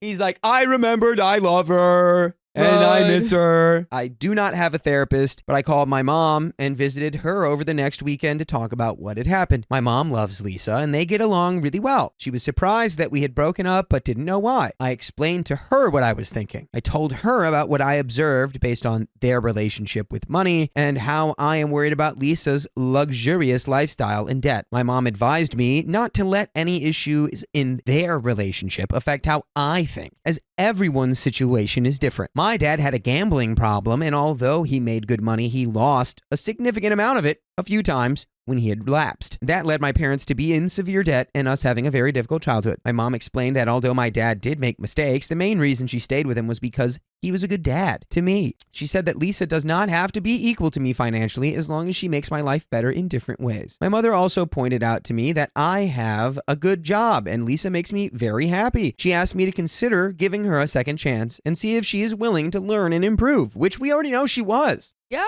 you knew that it was wrong. So OP made all of these decisions based on a place of fear and trauma, which is never a great place to be informed by. I talked to Lisa the next week and indicated that I'm willing to work through things. She came to my apartment the next Saturday with her laptop and started showing me all her finances and why she's in so much debt. Lisa had a great childhood and her parents always bought everything she asked for. She did have to take student loans, but her parents would always buy her nice gifts, as that was their love language. After graduation, reality hit her as she was not making as much money as she thought she would. Her parents financially cut her off as she had a job. I hate that, dude. It's like you're just whatever. It's fine. Go way to set your kid up for absolute financial failure. Right. Great job, parents. For the first few years, she tried to keep up with the same lifestyle and didn't understand how much the interests actually cost on her credit cards. She was now in severe debt and barely able to keep up with the credit card and student loan payments. She showed me that a huge percentage of her income just goes to paying off these cards. Her sisters are doing much better than her financially, and she tries to keep up the facade that she is also doing well by going on nice vacations that they plan. She knows it's wrong, but she just got caught up and told me that she would be willing to change if it means we get to be together. Most of the designer bags and stuff are gifts from her parents. No one in her family knows about her debt. And by the way, you can know that we have full episodes with stories just like this for you to listen to on Spotify and Apple Podcasts and iHeartRadio and wherever you listen to podcasts. All you have to do is search OK Storytime, and you'll find over 2,000 episodes to listen to. Oh, yeah. Oh, yeah.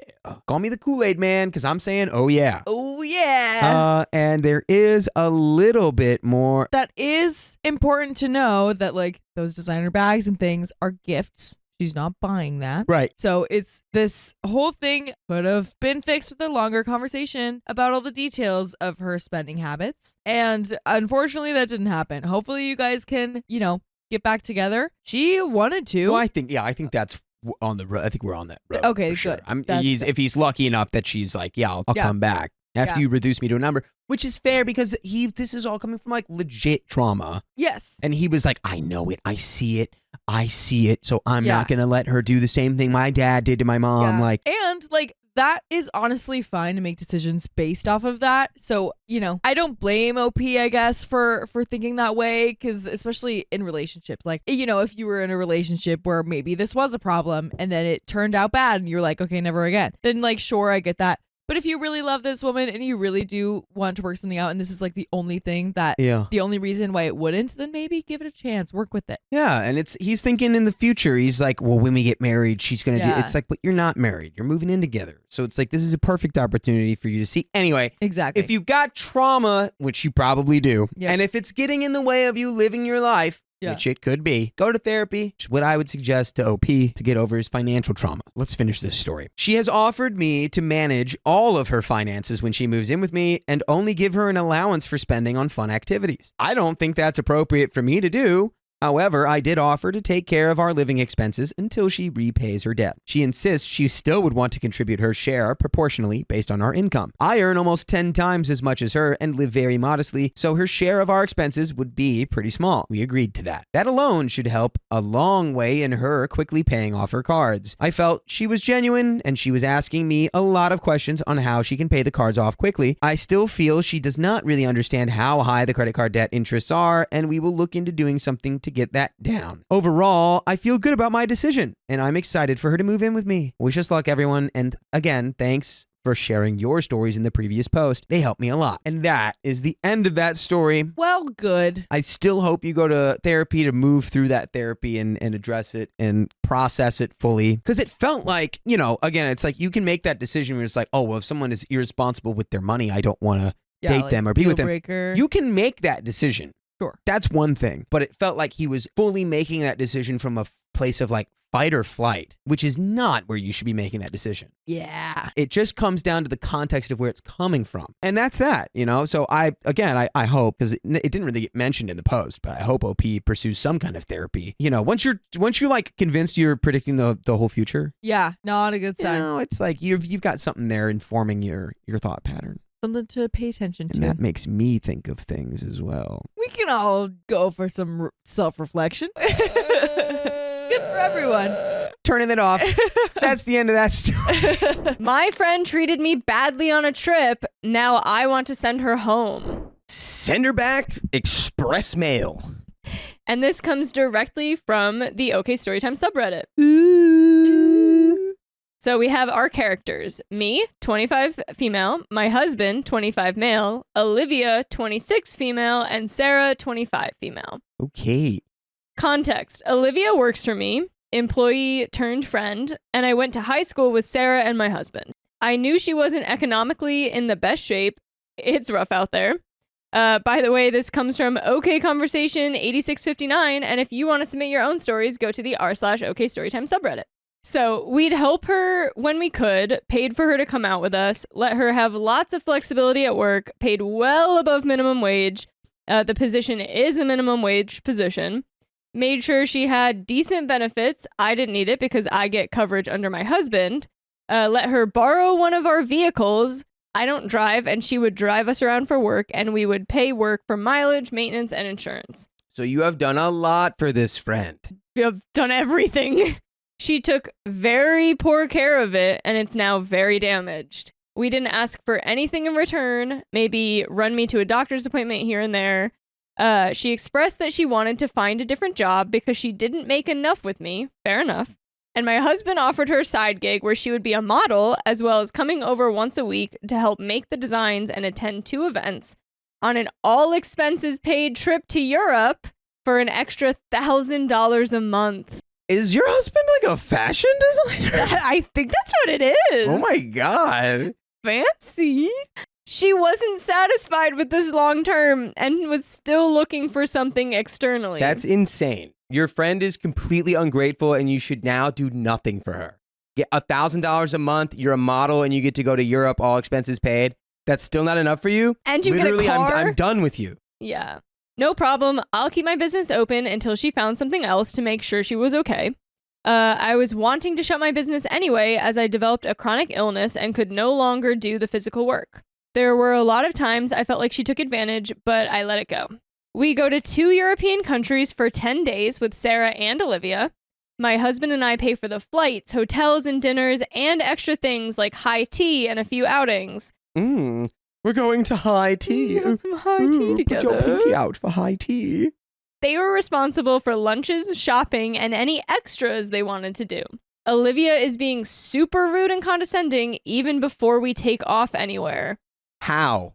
On your all expenses paid trip to Europe. Well, actually, they're not paying for lunch and they're not paying for my shopping. Your own personal shopping spree is on you. Yeah. With your extra $1,000 a month. That's not good enough for her. An example, Sarah and Olivia haven't traveled much, and Sarah forgot full-size beauty products in her carry-on and realized after we checked her baggage. I say to her, I'm sorry, security will take that stuff. You're going to have to buy new stuff when we land. And Olivia jumps in rudely with, they won't take it if it's only partially full. I internally roll my eyes and explain, security goes by what the milliliters the bottle is. It doesn't matter how much liquid is actually inside it. And she just tried to continue arguing. So whatever, security took the products and we moved on. This behavior continued the whole trip. Just really condescending and combative and treating my husband and me like we have no idea what we're talking about. She was also warned about tourist traps and what they look like. She got trapped in 2. Nice. So she got out of the first one, but the second one she dragged my husband in and he ended up paying $500 to get out of it. And then she yelled at my husband about telling his wife about the situation and insulted me behind my back to my husband, saying, I know how she thinks. She thinks she could have spent that money on herself, yada, yada, yada. I privately talked to my husband and he agrees her behavior is outrageous. To be clear, we didn't expect her to spend every moment with us. Just go do your own thing. I don't care. Just be nice. That's really all I wanted was a nice friend's trip. We finished the first leg of the trip and land in our second destination. And my husband pulls Olivia aside in the airport and asks if she wanted to be there. And if she didn't, there was a return flight home for her. Yes. I wasn't there, so I can't really comment on how this went down, but I guess Olivia was trying to cause a scene and yell in the airport, and my husband just walked away because he didn't want to be detained. Exactly. Yeah. Which is what you do. Just walk away. And it can even get to a point where you go, you know what, Olivia? You've been such an oppressive, negative force this entire time. We don't want to spend the rest of the trip with you. So we bought you your flight home. And here's also the information. If you don't take this flight, you'll have to find your own way back. Yeah. It's this or nothing. I also found out later that she told my husband something I told her in confidence just to stir up crap. We continue our trip and she seems normal for the first few days. We're having a good time. Then she starts bothering us for payment. She had a payday while we were there and she didn't fill her hours in on our work portal. On a non-working day, she asked, hey, can I use your laptop? The app won't let me fill my hours in. She's supposed to fill hours daily, and we've talked about it, and she doesn't. She puts all her hours in on payday, so I'm not sure how accurate her hours have even been. I say, just use the Safari browser, that's what I do, and all the functions work fine. And she gets argumentative and says, no, it doesn't work. And I explain that I'm not talking about using the app. Whatever, I'm done with the conversation at that point, and I say, I'm not dealing with this right now. And then she asked my husband when he'll pay her. He paid her later that evening, I believe, but only paid for what work she did. So I guess she was getting paid on this trip somehow? So she was getting paid. We don't know if this is just from like work she's done beforehand that she just hasn't been logging, but I think she did agree to do one of the trips with the husband. Okay. And then maybe she was like, but I don't want to keep doing it because it's not like sustainable. Like, I'll do this for now, but I'm still going to look for something else. So she is getting paid. She's only putting her hours in on payday. What an absolute freaking dummy that it's like clearly OP and her husband are like, they want to try to make this work and help her and like make this a good situation for her. And she does not care at all. Yeah. She only attended one of 2 events listed in her contract. This was a big point of contention for her. The last 3 days of the trip, my husband and I don't see her at all. It feels like she was actively avoiding us. Whatever, we still hung out with Sarah. A+ for Sarah. Yeah. We see Olivia for the first time in 3 days, and it's as we're leaving the hotel to catch our flight. At 5:30 a.m., she's wasted and hanging off some random dude. She's been up all night clubbing. Whatever, live your life, but don't be loud about it and make it my problem, please. Anyway, I'm not a very nice person that early in the morning, running on 3 hours of sleep. So instead of saying anything in the taxi, I just put my headphones in and chill. We get to the airport and she's still club dancing and being so loud. We get through with little issue. I just want to really point out quickly that OP, you are actually nice because your version of I'm mean in the morning is being chill with your headphones on. Yeah. That's you being mean? So nice. That's normal. That's just being chill. You're just a chill guy. Just a chill guy. Crushing it. We get through with little issue. I sit with my husband and he tells me something about her saying something about not wanting to drive the car anymore while we were in the taxi. Confused, I went to go ask her about it. The conversation went like this. Me, I haven't seen you in the last 3 days. What happened? Olivia, yeah, that was intentional. Me, oh? Why? Olivia, your husband threatened me in an airport. Right. Yes.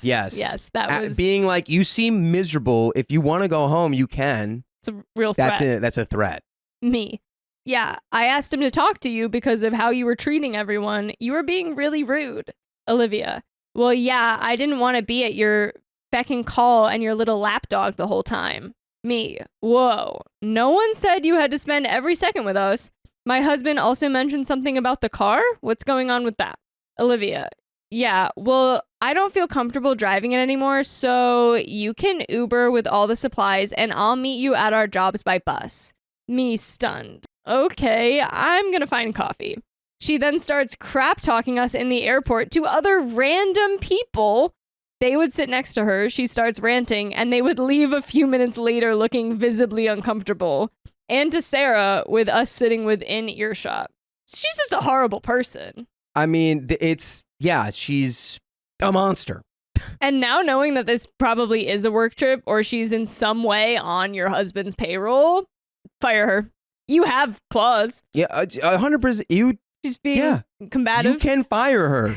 Yeah. She's officially broken her disparagement clause in the contract she had with my husband.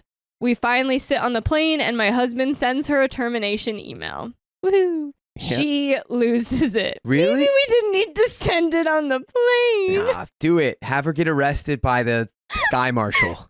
This is why you guys don't have any friends, and I quit my company, along with a lot of profanity, to the point where Sarah had to say, "Shut up," before you get punted off the plane. And she sits and is quiet. Then she starts trying to take pictures of us, and I hold my hand out in front of her camera and said, "Actually, I really don't want photos taken of me right now." And in response, "I'm just documenting everything to protect myself." And I just said, "Of us sitting on a plane?" Anyway, she left me high and dry with client appointments to do myself, doubling the time it takes to complete each appointment and significantly harder on my body. Great. We land and board our next flight, and she's avoiding us. I would want her to avoid me. If I was OP, I'd be like, please avoid me. I don't know why. I will say, like, she's totally in the wrong and you don't need her anymore. I don't know why you expected to still get driven to appointments, but... Yeah, of course she was going to leave you high and dry. She's a maniac. She's only caring about herself. I'm surprised she drove you to them in the first place. Sarah is trying to stay out of it as much as she can.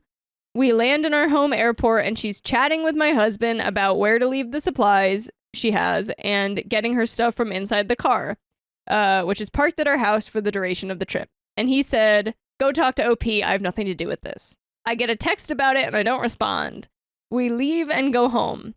We email her back and forth about what happened and next steps, and her story changes so many times that she starts contradicting herself and eventually stops.